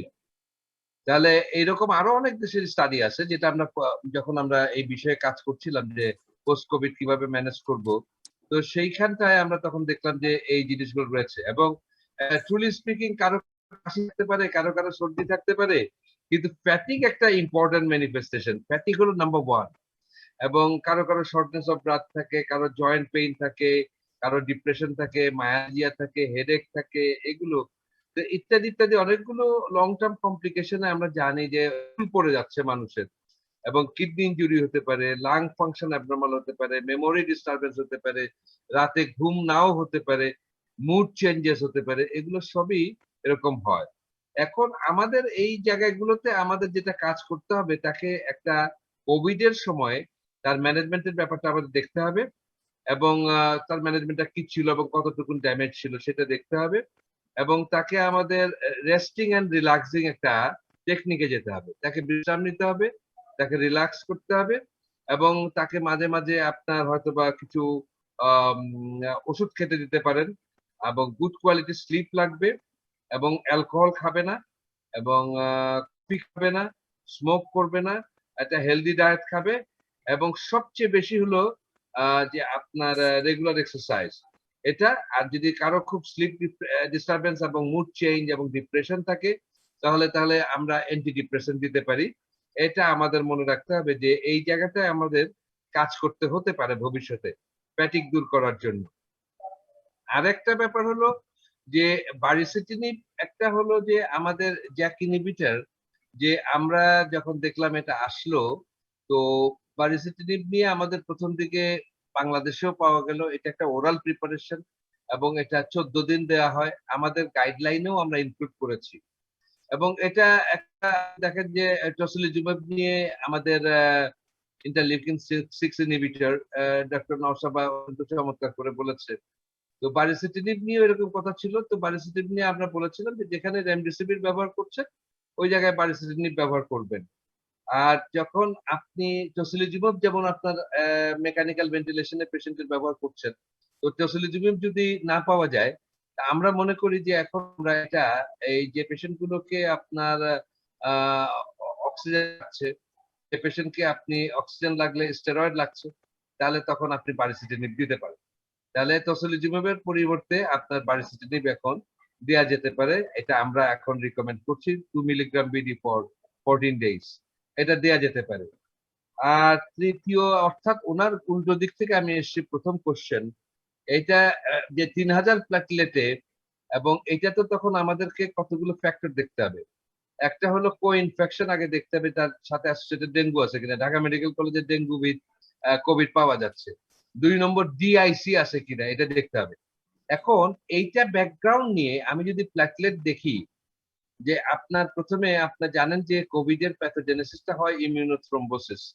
তো ইমিউনোথ্রম্বোসিস হওয়া মানে হলো শুরুতে কিন্তু প্লেটলেট বাড়ে, পরে যখন আপনার এই থ্রম্বোসিস যদি বেশি হয় তাহলে আপনার প্লেটলেট কনজাম্পশন বেশি হবে এবং ইমিউনোথ্রম্বোসিস হয়ে এখন যদি প্লেটলেট 3000-এ চলে যায় তখন তাদের রিস্ক অফ ব্লিডিং বেড়ে যায়, তখন আপনি ব্লিডিং হবে। তখন এখানে আমাদের দেখতে হবে আদার ফ্যাক্টরস গুলো, যে ফ্লুইড কেমন রয়েছে, তার শকে আছে কিনা, তার এআরডিএস আছে কিনা, তার সেকেন্ডারি ব্যাকটেরিয়াল ইনফেকশন আছে কিনা, এইগুলো চিকিৎসা করতে হবে। এবং এই ক্ষেত্রে কখনো কখনো হয়তো আমাদের প্রথম দিন টাইমটা দেখে আমাদের হয়তো হেপারিনাইজেশন করা লাগতে পারে। এইটুকুন আমার ধারণা। নওশাবা কিছু আর বলবে এর মধ্যে? কিছু যোগ করতে চাইলে করতে পারো। Sir, thank you so much for your nice and comprehensive words. আমি আরেকটি প্রশ্ন করব ডক্টর নওশাবা নূর ম্যামকে। ডক্টর মিথিলা আক্তার উনি একজন নেফ্রোলজিস্ট, উনি প্রশ্ন করেছেন what anticoagulant dose in ESRD patient with moderate two severe COVID-19? Moderate two severe COVID-19 এর পেশেন্টের অ্যান্টিকোয়াগুলেন্টের ডোজটা একটু যদি। এটা তো হচ্ছে যে আমরা বলছিলাম যে ক্রিয়েটিন ক্লিয়ারেন্স থেকে ডিটারমাইন হবে। ক্রিয়েটিন ক্লিয়ারেন্স যদি 30 ml per minute এর নিচে নেমে যায়, সেক্ষেত্রে আমাদের ডোজটা হয়ে যাবে হাফ, দ্যাট ইজ হচ্ছে 20 মিলিগ্রাম ওয়ান্স ডেইলি সাবকিউটেনিয়াস রুটে, তখন আমরা এনক্সাপারিন দিব। এখন 30 নিচে নেমে গেলে যে একদম দেয়া যাবে না বা কত নামলে এভাবে কোনো রেকমেন্ডেশন নাই, তবে আপনি 30 নিচে চলে আসলে তখন মডারেট সিভিয়ার ক্যাটাগরি হলে আমাদের ডোজটা হাফ হয়ে যাবে ওবেজ নন ওবেজ সব পেশেন্টের ক্ষেত্রে। Thank you madam. Doctor Ayub Masud উনি একটি প্রশ্ন করেছেন any role of antiviral therapy below 12 years of paediatric age group? Antiviral যেটা রেকমেন্ডেশন যেটা আছে আমাদের গাইডলাইনে বা ইয়াতে, এটা 12 ইয়ার্স এর উপরের থেকে রেমডেসিভির রেকমেন্ডেশনের কথা বলা হয়েছে আর কি। Thank you madam. একটা প্রশ্ন ছিল ডক্টর সঞ্চারী কুন্ডু, খুব সুন্দর সুন্দর প্রশ্ন আসছে ম্যাডাম, আসলে সবাই খুব মনোযোগ দিয়ে আপনার প্রেজেন্টেশন শুনেছে, আমাদের স্যারদের বিজ্ঞ স্যারদের মন্তব্যগুলো তারা শুনছে এবং প্রশ্নের বন্যা বয়ে যাচ্ছে বলা চলে। যদি চ্যাট বক্স একটু দেখেন, ডক্টর সঞ্চারী কুন্ডু উনি একটা প্রশ্ন করেছেন কোভিড লাইক সিমটম ডেভেলপ করেছে ওনার, headache, diarrhoea, sneezing, but report negative, এই অবস্থায় ওনার করণীয় কি? এখানে যেটা হচ্ছে যে মানে সিমটমস, মানে যেটা বলতেছিলাম যে এখন যেহেতু অনেক পেশেন্ট আশেপাশে অনেক কোভিড এর ট্রান্সমিশনটা তো অনেক হাই লেভেলে যাচ্ছে, এখন যে কোনো এই টাইপের সিমটমস আসলে আমাদের কোভিড চিন্তা করতে হবে। কাশি টাশি যদি খুব বেশি থাকে এবং আমাদের হাইলি সাসপেক্ট করতেছে কোভিড, আরটিপিসিআর নেগেটিভ আসলে, সেক্ষেত্রে আমরা এইচআরসিটি করতে পারি। এটাই বলছিলাম যে আমার প্রেজেন্টেশনে এইচআরসিটি রোলটা আসলে এখানে, যে ডায়াগনস্টিক ডায়লেমা যখন থাকবে তখন আমরা এইচআরসিটি করতে পারি। দেখা যাচ্ছে পেশেন্টের কাশি আছে, শ্বাসকষ্ট আছে, কিন্তু আরটিপিসিআর নেগেটিভ আসছে, সেক্ষেত্রে we can go for HRCT and which can help actually in assessing the diagnosis. তখন আমরা হয়তো HRCT তে যে কোভিড এর যে স্পেসিফিক যে ফাইন্ডিংস গুলো আমরা পাই, ground glass opacity, basal involvement, peripheral, এই জিনিসগুলো আমরা তখন পাবো। তখন যদি পাই তাহলে আমরা বুঝে নেবো যে this is a patient of covid. Thank you madam. Doctor Rukaiya Tarek এবং ডক্টর মুহসিনা জান্নাত একই রকম প্রশ্ন করেছেন। ডক্টর রুকাইয়া তারেক, মুহসিনা জান্নাত, আপনাদেরকে ধন্যবাদ জানাচ্ছি। What is the adjustment of low molecular heparin, low molecular weight heparin if patient develops gum bleeding or bleeding? Low molecular weight heparin কিভাবে আমরা অ্যাডজাস্ট করব ব্লিডিং ডেভেলপ করলে? আচ্ছা, এটা মনে হয় স্যাররা কেউ বললে ভালো হয়, স্যারদের এক্সপেরিয়েন্স হয়ে যাবে। স্যার, কি প্রশ্ন? Sir, what is the adjustment of low molecular weight heparin if patients develop gum bleeding or bleeding? Gum bleeding না? Yes, মানে sir. যদি তার if the patient doesn't have any previous history of gum bleeding, so definitely gum bleeding indicate that he might have some sort of your bleeding state. তো এখানে আমাদের কতগুলো, আমরা জানি যে এনোক্সাপারিনের আমাদের কোনো অ্যান্টিডোট নাই। তা আমাদের এখানে যেটা হলো যে ওই মুহূর্তে আমাদের যে কয়েকগুলো কোগুলেশনের মার্কার রয়েছে সেটা আমাদের দেখতে হবে। এটা কমপ্লিট ব্লাড কাউন্ট করে প্ল্যাটলেট কাউন্টটা দেখতে হবে। আমাদের প্রথমিন টাইমটা করতে হবে, অ্যাক্টিভেটেড পার্সোনাল প্লাসিন টাইম করতে হবে, এবং সেইখানে আমরা ইচ্ছে করলে আমরা এক্সপার্ট করতে পারি half the dose, and we can see that whether the patient still breathes with half the dose. এবং তারপরে যদি দেখি যে না, প্রথমে time is very much prolong, APTT is very much prolong, then we can stop and we can observe the patient for stoppage of bleeding, and the situation is to be observed, and then নতুন করে restart করতে গেলে পরে করা যেতে পারে, but at the time we have to stop. Thank you so much, sir. Thank you so much. We are grateful to you, sir, for your nice answer. Doctor Saddam উনি একটা প্রশ্ন করেছেন ভ্যাকসিন নিয়ে। ভ্যাকসিনের প্রশ্নগুলো আমরা একবারে আনসার দিব, অনেকগুলো প্রশ্ন আছে ভ্যাকসিন নিয়ে, আমরা একটু পরে যাচ্ছি। ডক্টর এহতেশ শামুল উনি দুটি প্রশ্ন করেছেন। ডক্টর এহতেশ শামুলকে আমি ধন্যবাদ জানাচ্ছি। উনি বলেছেন management of dry cough and chest pain in কোভিড-19 pneumonia. Management of dry cough and chest pain in কোভিড-19 নিউমোনিয়া। ম্যাডাম একটু প্লিজ। এটা তো আসলে আমাদের আমি তো আসলে গাইডলাইন আজকে প্রেজেন্ট করলাম, সো এটা আসলে পুরাটাই মনে হয় স্যারদের এক্সপেরিয়েন্স থেকে বললে আসলে ভালো হবে। স্যার, আজাদ স্যার, দুলি স্যার তাহলে বলবে নাকি? জলি স্যার বলবে কিছু? আচ্ছা, কি প্রশ্নটা বলো? Management of chest pain with management of dry cough and chest pain, sir. Sir বলবেন নাকি? স্যারে কি বলবে? কফির চিকিৎসক এখানে শিখাই দেবো আমাদেরকে, তাদের কি করলাম? হ্যাঁ, কি করলাম? কফি চিকিৎসা নর্মাল যে কফি চিকিৎসা হবে। আর চেস্ট পেন মানে কি? চেস্ট পেন যদি প্লুরাল চেস্ট পেন হয় সেটা অন্য জিনিস। যদি প্লুরেসি হয় বা নিউমোনিয়ার জন্য হয় সেটা দেখতে হবে এটা প্লুরাল চেস্ট পেন কিনা, তাহলে তো নিউমোনিয়া চিকিৎসা করতে হবে। আর ড্রাই কফ হলে ড্রাই কফের চিকিৎসা যেগুলো আছে সেগুলোই করতে হবে। এটা এখানে শেখানোর সময় না, এত রাত্রে ড্রাই কফের চিকিৎসা শেখানো যাবে না। গরম পানি খাবে, তারপর শেষ করেন না, কখন শেষ করবেন?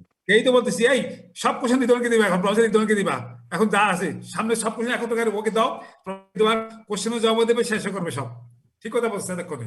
আমরা অনেকটা কথা বলে ফেলেছি। আমার মনে হয় যে আমরা আমাদের ধন্যবাদ পাঠটা দিয়ে দিই। তুমি এই যে রিদওয়ান স্যারের দিয়ে দাও, রিদওয়ান স্যার কথা বলে শেষ করে দিই।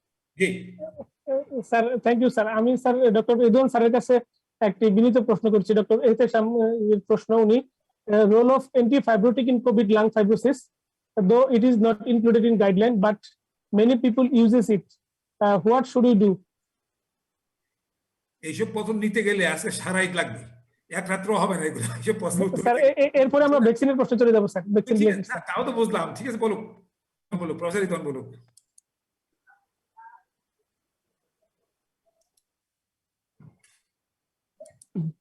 শুনতেছি না কিন্তু আমরা ওই কথাগুলো বলুন। Okay, let me, I can talk now. Because I see that the questions will be long and take time. In discussing COVID-19, I must thank Dr. Nosaba for her excellent presentation. At the same time, as because I'm a person when I find my student doing something, I always do a constructive criticism, and it should be used for future activities in the same area. For example, if I want to say everything what I know about COVID now, people will not have ধৈর্য মানে এমন কতগুলো জিনিসকে focus করা উচিত যেগুলা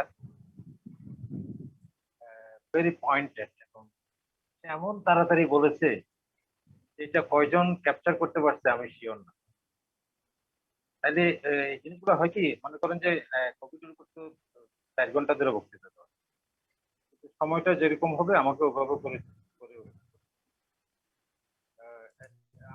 আরো কতগুলো আমার মনে হচ্ছে যে there was deviation from the guideline. There was some of the points. আমি কয়েকটা পয়েন্টকে যেটা some confusion areas where I want to bring clarity. One of them is moderate disease.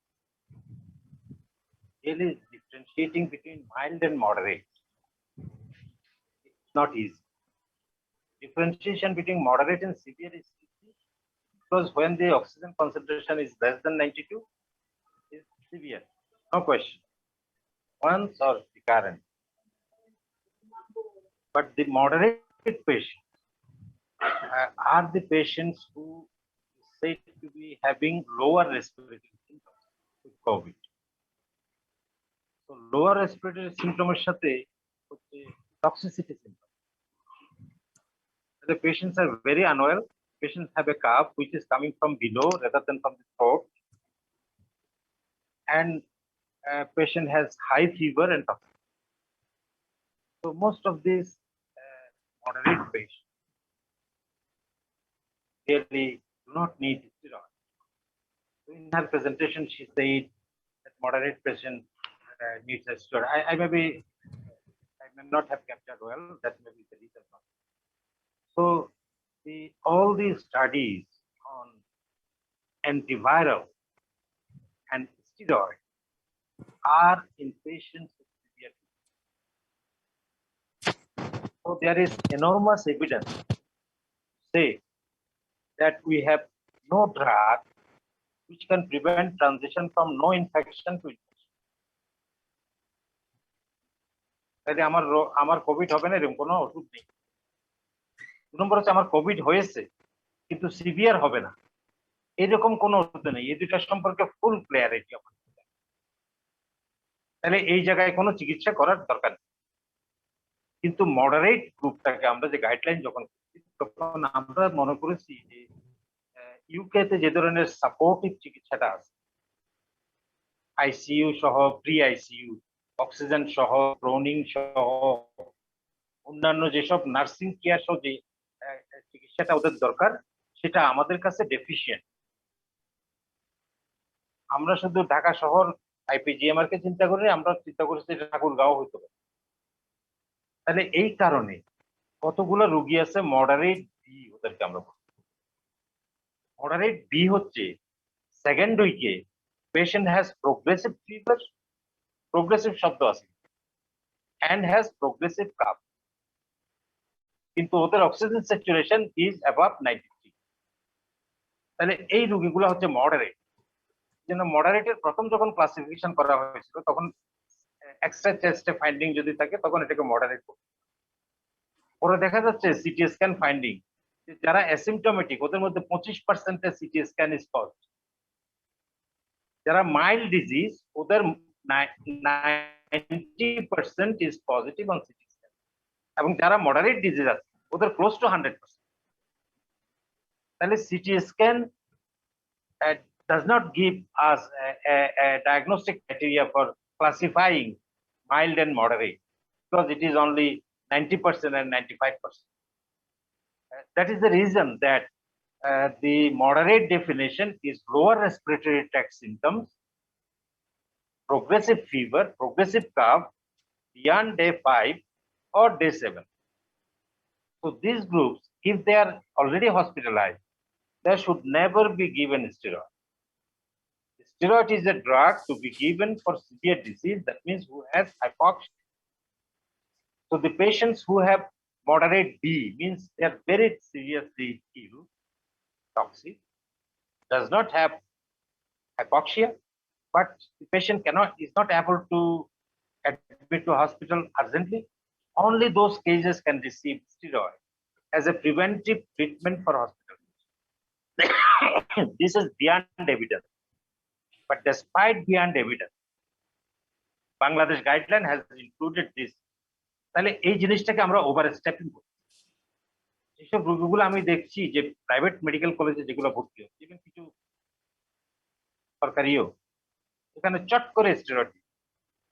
Steroid is dangerous in the first week of unless the patient has hypoxia, because a steroid can increase the viral load, and the patient who was not supposed to be severe can become severe. So steroid should not be used in the moderate cases.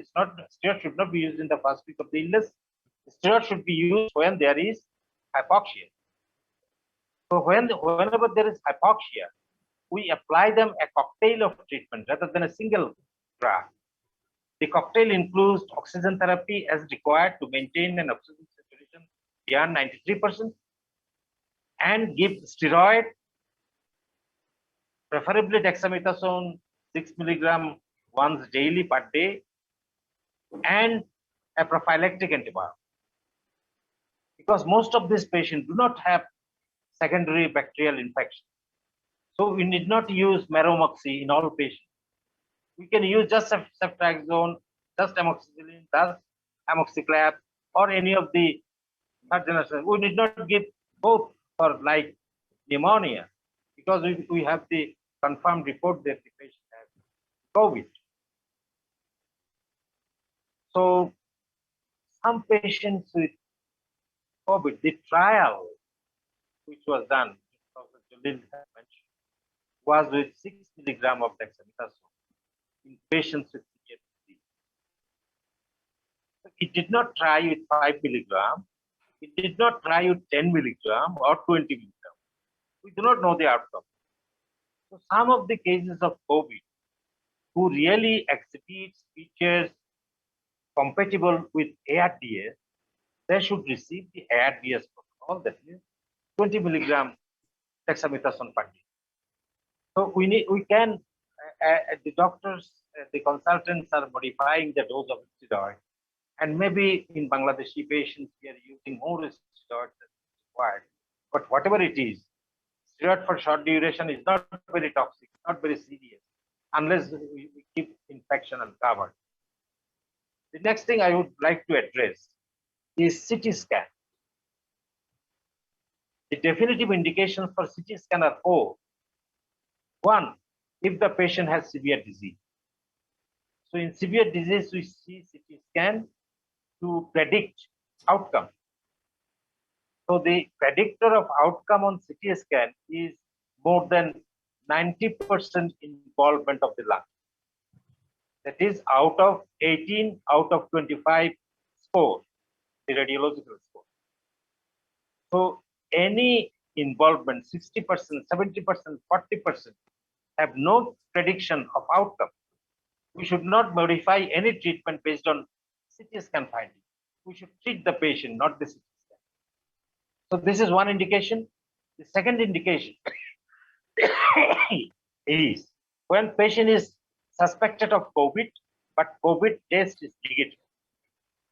That patient should always be tested, because a positive compatible CT scan is suggestive of COVID, and we can diagnose COVID negative patient, test negative, PCR negative patient as COVID by doing CT scan. The third indication is if there is a suspicion of pulmonary embolism. The fourth indication is that if there is suspicion of any complication, such as pleural effusion, pericardial effusion, or other forms of CT scan should never be done unless patient is severely symptomatic before 5 days, because it is worthless to test. Whatever in the CT scan, the outcome is not predicted by the CT scan unless in severe disease and more than 90% involvement of lung. One single CT scan is equivalent to 200 normal chest X-rays. So repeated CT scan is a harm done to the patient. We should not do repeated CT scan. We should not do even CT scan unless on indication. The next point is regarding antiviral. The only effective antiviral is remdesivir, and remdesivir has been the trial which says that remdesivir has potential survival benefit. Remdesivir has definitive shortening of hospital duration benefit. These are all in severe disease. So before severe disease, remdesivir neither can prevent progression to severe disease nor can prevent mortality.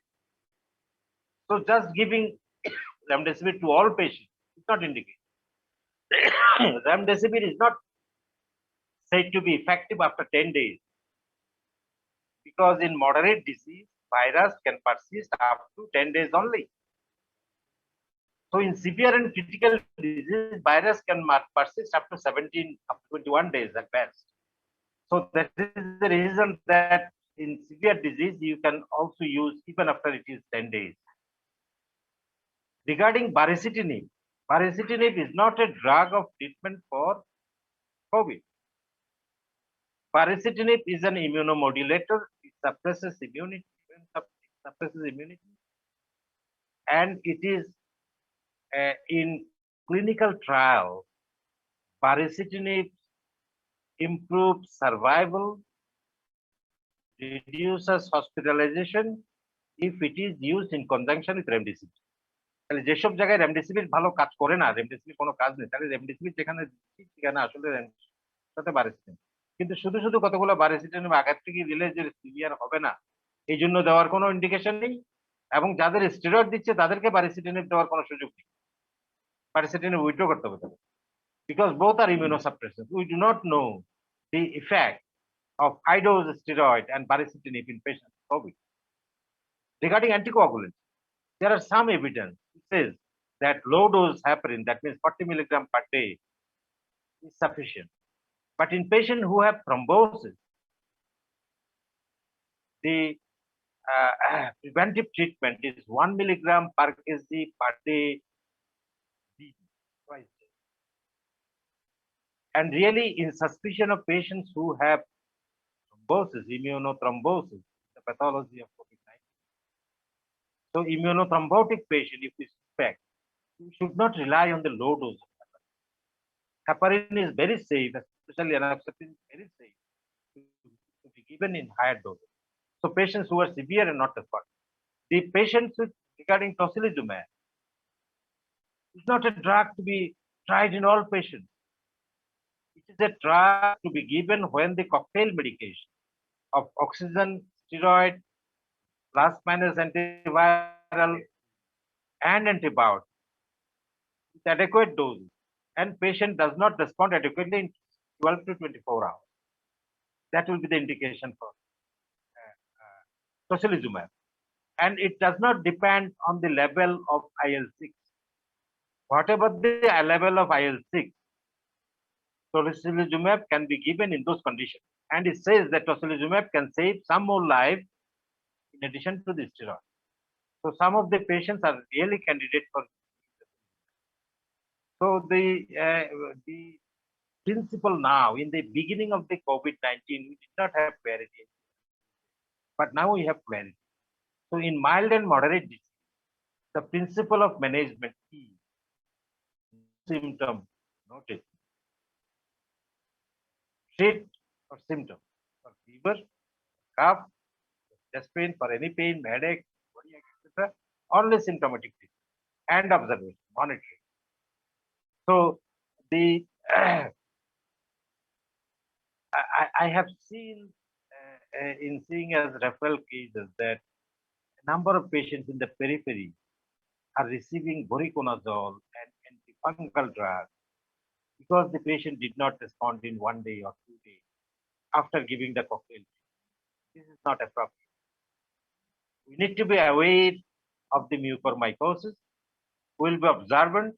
We will looking for the symptoms and signs, especially the facial symptoms and signs, and the other conditions before giving antiviral drug, antifungal drug, suspecting that the patient has mucormycosis.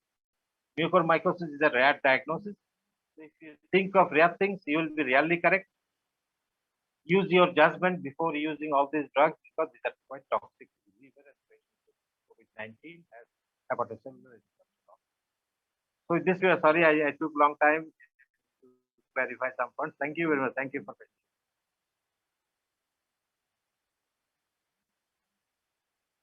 আমার mute করতে হবে।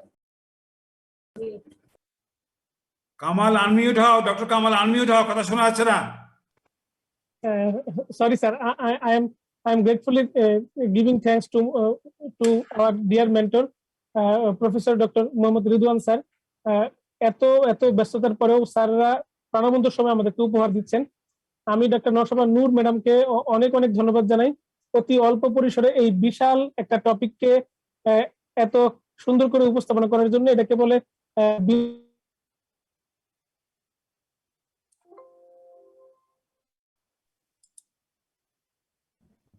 আবার তুমি mute হয়ে গেছো।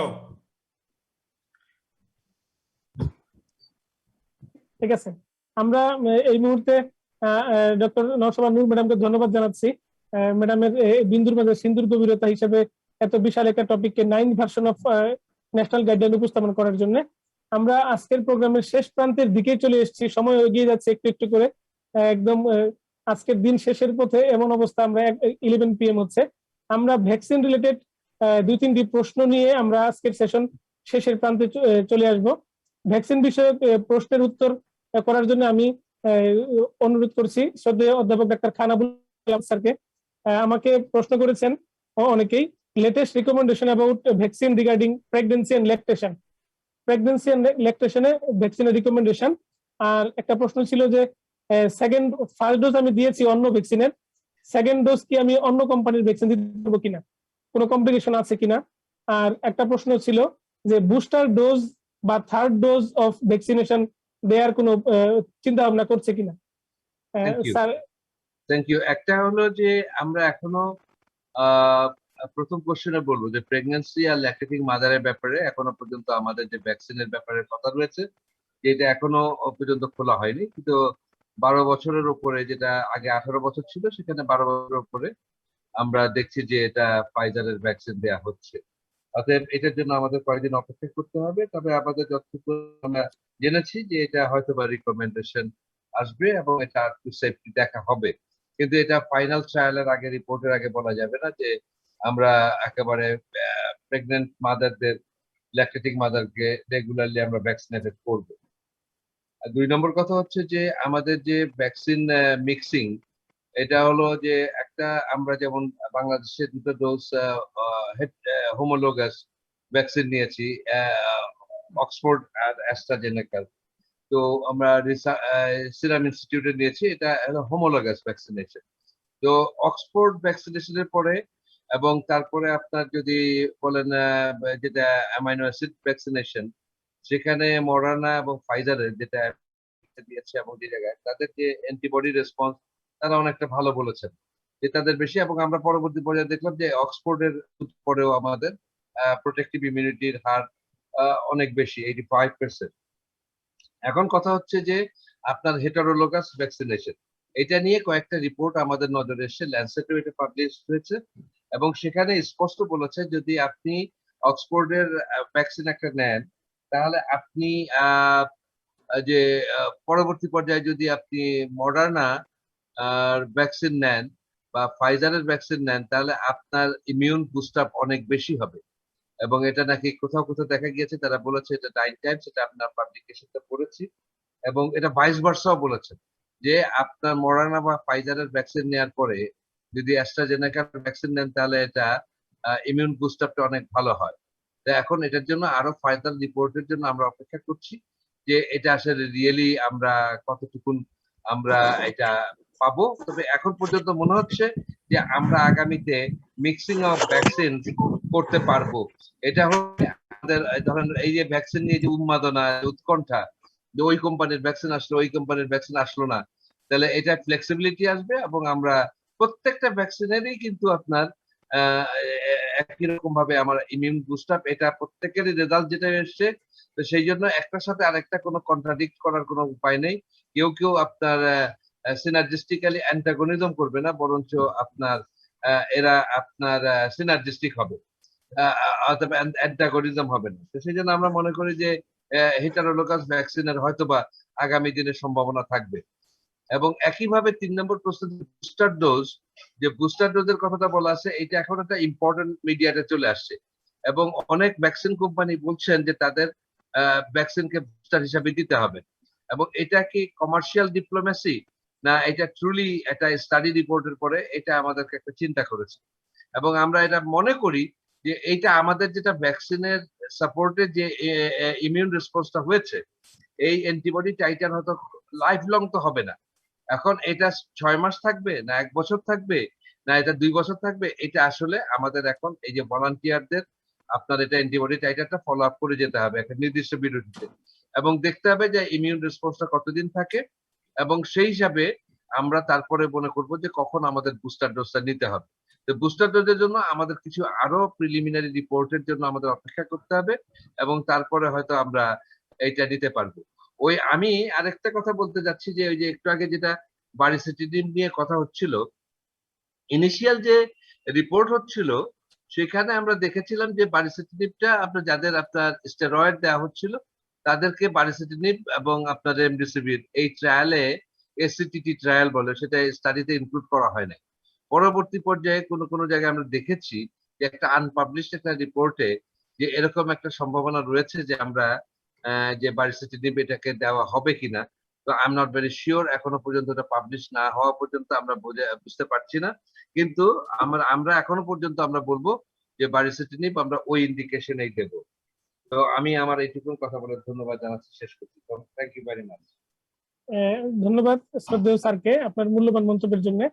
আজকের এই সুন্দর স্বর্ণালী সন্ধ্যায়, সন্ধ্যা না রাত্র বলবো, আজকের এই কোভিড-19 ম্যানেজমেন্টের গাইডলাইন বিষয়ক, ন্যাশনাল গাইডলাইন বিষয়ক প্রেজেন্টেশনে ডক্টর নওশাবা নূর ম্যাডামের প্রাণবন্ত উপস্থাপনা এবং এই সুন্দর রাত্রের, তারকা খচিত রাত্রের এই আয়োজনকে অনেক সুন্দরভাবে উপস্থাপনা করেছেন ম্যাডাম।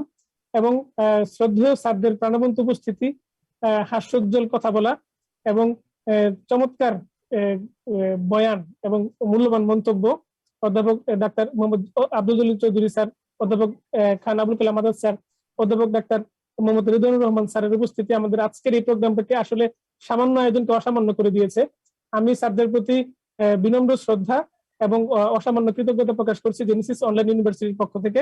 আমি সুপ্রিয় দর্শক মন্ডলীতে সারিতে যারা আছেন, এখানে অনেক প্রতিযোগিতা চিকিৎসক আছেন, নেফ্রোলজিস্ট আছেন, হেপাটোলজিস্ট আছেন, আমি তাদেরকে চিনি, আছেন মেডিসিন স্পেশালিস্ট আছেন, ইন্টার্নিস্ট। আমি কামাল একটা প্রশ্ন করতে চাই। আমাদের আলমগীর কবির কি হিমাটোলজিস্ট? আলমগীর কবির প্রশ্ন করেছিল প্লেটলেট কাউন্টের ব্যাপারে। স্যার জি না স্যার, ওই আলমগীর কবির স্যার না স্যার, স্যার ইনি আরেকজন, ইনি ময়মনসিংহ মেডিকেল কলেজ থেকে পাস করেছেন স্যার, ইনি আরেকজন। মানে ওকে আছে, এখন আছে, কানেক্টেড আছে? কানেক্টেড স্যার দেখতে হবে স্যার, অনেক পার্টিসিপেন্ট স্যার, খুঁজলে হয়তো পাওয়া যাবে। না, জিজ্ঞেস করলে হয়। ডক্টর আলমগীর কবির কি আছেন আপনি? স্যার আছে, দেখা যাচ্ছে আছে স্যার। আলমগীর কবির আছেন স্যার? আচ্ছা, বলেন আপনি যে তাহলে এটা আপনার একটা গাইডলাইন দিয়ে আপনি বলেন একটু, আমি ব্যাপারটাকে আরেকটু ক্লিয়ার হতে চাই। যে আপনার প্লেটলেট কাউন্ট 3000 আপনি বলেছেন, তাহলে এখানে কি আপনার জানা আছে কিছু? স্যার কামাল এখানে স্যার একটু ভুলভাবে উপস্থাপন করছে, এখানে আমি 30,000 বলছিলাম স্যার। হ্যাঁ, ওই তো 3000 ব্যাপারে আমি জানি যে এটা 30,000-এর ওপরে একটা ব্যাপার, যেটা আমরা বলেছি যে তার ডিআইসি দেখা, তার আপনার ভাইরাল ইনফেকশন বা ইমিউন থ্রম্বোসাইটোপেনিয়া। আর 30,000 হলে তখন ওই ডোজ কমাতে হবে আর কজ গুলো চিকিৎসা করতে হবে। এইটাই তো গাইডলাইন, তাই তো? 30,000-ই একটা গাইডলাইন। সেখানে 30,000 একটা সংখ্যা, এটা এটা আমরা দেখেছি বইতে আছে, মানে গাইডলাইনে আছে যে প্লেটলেট কাউন্ট 30,000-এর উপরে, 30,000 থেকে আপনার 1 লাখের নিচে, আর 30,000-এর নিচে। 30,000-এর নিচেরও আছে। 30,000-এর নিচে হয় আপনি ওই প্লেটলেট ইনফিউশন দিয়ে এইটা বন্ধ করে দেবেন, এইটা আছে। আর আপনার না হলে আপনার ডোজ যদি এটা আপনার 30-এর নিচে যদি যায়, খুব মিনিমালি না যায়, তাহলে আপনি ওই ইয়ে করতে হাফ দ্য ডোজ করে প্লেটলেট ইনফিউশন দেবেন। তো 3,000 হলে ডেফিনেটলি এটা আপনি তো বন্ধ করতেই হবে এবং প্লেটলেট ইনফিউশন দিতে হবে। এইটাই হলো আমার মনে হয় যেটা আরেকটু আমি ভাবছিলাম যে ওইটা আলমগীর কবিতা আবার হিমাটোলজিস্ট আছে, ওর কাছ থেকেও আরেকটু গাইডলাইনটা পেয়ে যেতে ইচ্ছা হলো। যে আমি তো যতটুকু আমার ওই 30-50 একটা মনে আছে, সেটা দিয়ে আমি দেবার চেষ্টা করলাম, কিন্তু এটা হিমাটোলজিস্টের কাছ থেকে পেলে আরো ভালো হতো। আলমগীর কবির, আপনার কি আর কোনো জবাব যোগ করার আছে? না sir, thank you sir. Thank you very much. Sir আসসালামু আলাইকুম। স্যার আমার একটা কোয়েশ্চেন ছিল, যারা ফার্স্ট ডোজ হিসেবে অক্সফোর্ড এক্সট্রাজেনিকা পেয়েছে তারা সেকেন্ড ডোজ হিসেবে সিনোফার্মের ভ্যাকসিন কি নিতে পারবে? ইয়েস, ইউ ক্যান, ইনশাআল্লাহ, নিশ্চিন্ত মন। আচ্ছা, thank you sir. Thank you sir, thank you for your nice elaborative ending. Sir, আমি সকল পার্টিসিপেন্টকে অনেক অনেক ধন্যবাদ জানাই। আপনাদের একটি পার্টিসিপেশন প্রোগ্রামটাকে খুব সাফল্যমণ্ডিত করেছে। আমি এই মুহূর্তে অনেকের প্রশ্ন, অনেকের সুন্দর সুন্দর প্রশ্ন অনেক উত্তরের মাধ্যমে চলে এসছে, আমরা নিতে পারছি না। সবার অবগতির জন্য একটা ব্যাপার ঘোষণা দিচ্ছি, শুধু ভ্যাকসিন নিয়ে, কোভিড-19 এর ভ্যাকসিন নিয়ে জেনেসিস অনলাইন ইউনিভার্সিটিতে বিজ্ঞ শ্রদ্ধেয় স্যারদেরকে নিয়ে আরো একটি সেশন অনুষ্ঠিত হবে অতি অল্প সময়ের মধ্যে। আমরা আপনাদেরকে জানিয়ে দিব ডেট এবং টাইম, এবং লিঙ্ক আমরা পাঠিয়ে দিব এই গ্রুপের মাধ্যমে, এই ইয়ের মাধ্যমে। আপনারা সেটাতে একটি পার্টিসিপেশন করবেন। আপনাদের এখনকার প্রশ্ন এবং তখনকার প্রশ্ন সব নিয়ে সাজাবো আমরা একটি প্রশ্নমালা। সেই প্রশ্নমালা আমরা সলভ করে আমরা অনেক বেশি অনেক জানবো। এই পর্যায়ে আমি ডাক্তার মুহিবুর রহমান রাফে স্যার, বিভাগীয় প্রধান ফিজিক্যাল মেডিসিন, গভর্নমেন্ট এমপ্লয়িজ হাসপাতাল, এবং he is a Covid fighter, আমাদের মাঝে উপস্থিত হয়েছেন। তিনি সমাপনী কথা এবং ভোট অফ থ্যাঙ্কস দিবেন। আমি ডাক্তার মুহিবুর রহমান রাফে স্যারকে ভোট অফ থ্যাঙ্কস দেওয়ার জন্য সনির্বন্ধ অনুরোধ করছি। প্লিজ ডাক্তার মুহিবুর রহমান রাফে স্যার। ধন্যবাদ কামাল, তোমার প্রাণবন্ত উপস্থাপনার জন্য। আমার শ্রদ্ধেয় শিক্ষক মন্ডলী এখানে উপস্থিত আছেন, দীর্ঘ সময় ধরে তারা চমৎকার আলোচনা আছে, বিশেষ করে আজকের কি নোট স্পিকার ডক্টর নওসাদ নূর। আমি এই শেষ মুহূর্তে এসে আসলে অনেক রাত হয়ে গিয়েছে। জাস্ট একটি বিষয়, সেটা হচ্ছে যে কোভিড যখন বাংলাদেশে প্রথম শুরু হলো বা এসেছে, সবচেয়ে যতগুলো আমাদের স্থানের উপরে কোভিড ঘাত করেছে, এর মধ্যে কিন্তু আমাদের একাডেমিক এই কর্নারটাকে ভীষণভাবে ক্ষতিগ্রস্ত হয়েছে, এবং মেডিকেল শিক্ষা ব্যবস্থা না, বরং একদম রুট লেভেল পর্যন্ত বাচ্চা কচি-কাঁচা শিশুদের পর্যন্ত, এটাই কিন্তু আমাদের একটা বড় উদ্বেগের বিষয় দাঁড়িয়েছে। ঠিক সেই মুহূর্তে অনলাইন ইউনিভার্সিটি, আমি সবাইকে সানন্দ জানাতে চাই, আমরা অনলাইনের ভেতর থেকে আমাদের শ্রদ্ধেয় শিক্ষকদের এই ছোট্ট ছোট্ট সময়গুলো নিয়ে আমরা সবার কাছে, দেশের সবার কাছে, শুধু নির্দিষ্ট কোনো মেডিকেল কলেজ না, তার গণ্ডি পেরিয়ে আমরা সকল ছাত্র এবং চিকিৎসকের কাছে এই মেডিকেল সায়েন্সের লার্নিং গুলোকে আমরা পৌঁছে দিতে চেয়েছি। আপনারা আমাদের জন্য দোয়া করবেন। আমরা এই অনলাইন ইউনিভার্সিটির মাধ্যমে সমস্ত মেডিকেল চিকিৎসক এবং শিক্ষার্থীদেরকে নতুন নতুন আপডেটের সাথে পরিচিত করাতে চাই। আজকে আমাদের শ্রদ্ধেয় শিক্ষক মন্ডলী যারা কষ্ট করে সময় দিয়েছেন, আমি আপনাদের প্রতি কৃতজ্ঞ, এবং আপনাদেরকে আগামী সেশনগুলোতেও এই ধারা অব্যাহত রাখবেন। এই বলে আজকে জেনেসিস অনলাইন ইউনিভার্সিটির পক্ষ থেকে এই সেশনটি সমাপ্ত ঘোষণা করছি। আল্লাহ হাফেজ। আমরা যাই, কেমন? Okay. শুভরাত্রি। সবাই জলিল ধন্যবাদ। ভাই তো কিছু বলেন না তো, জলিল ভাই কনক্লুডিং দেওয়ার কথা তো। আপনি কেমনি শোনেন নাই তো আপনি তো আসেন পরে, আপনি শুনবেন কেমনি? তো আপনারটা আমরা শুনছি আর কি, আমারটা আপনারা শুনলাম, আপনারটা কিন্তু শুনছি অত্যন্ত মনোযোগ সহকারে। ধন্যবাদ সবাইকে, শুভরাত্রি, মাসালাম। ঠিক আছে। আচ্ছা ঠিক আছে, ধন্যবাদ স্যার, আসসালামু আলাইকুম। Thank you, sir. Assalamu alaikum, sir.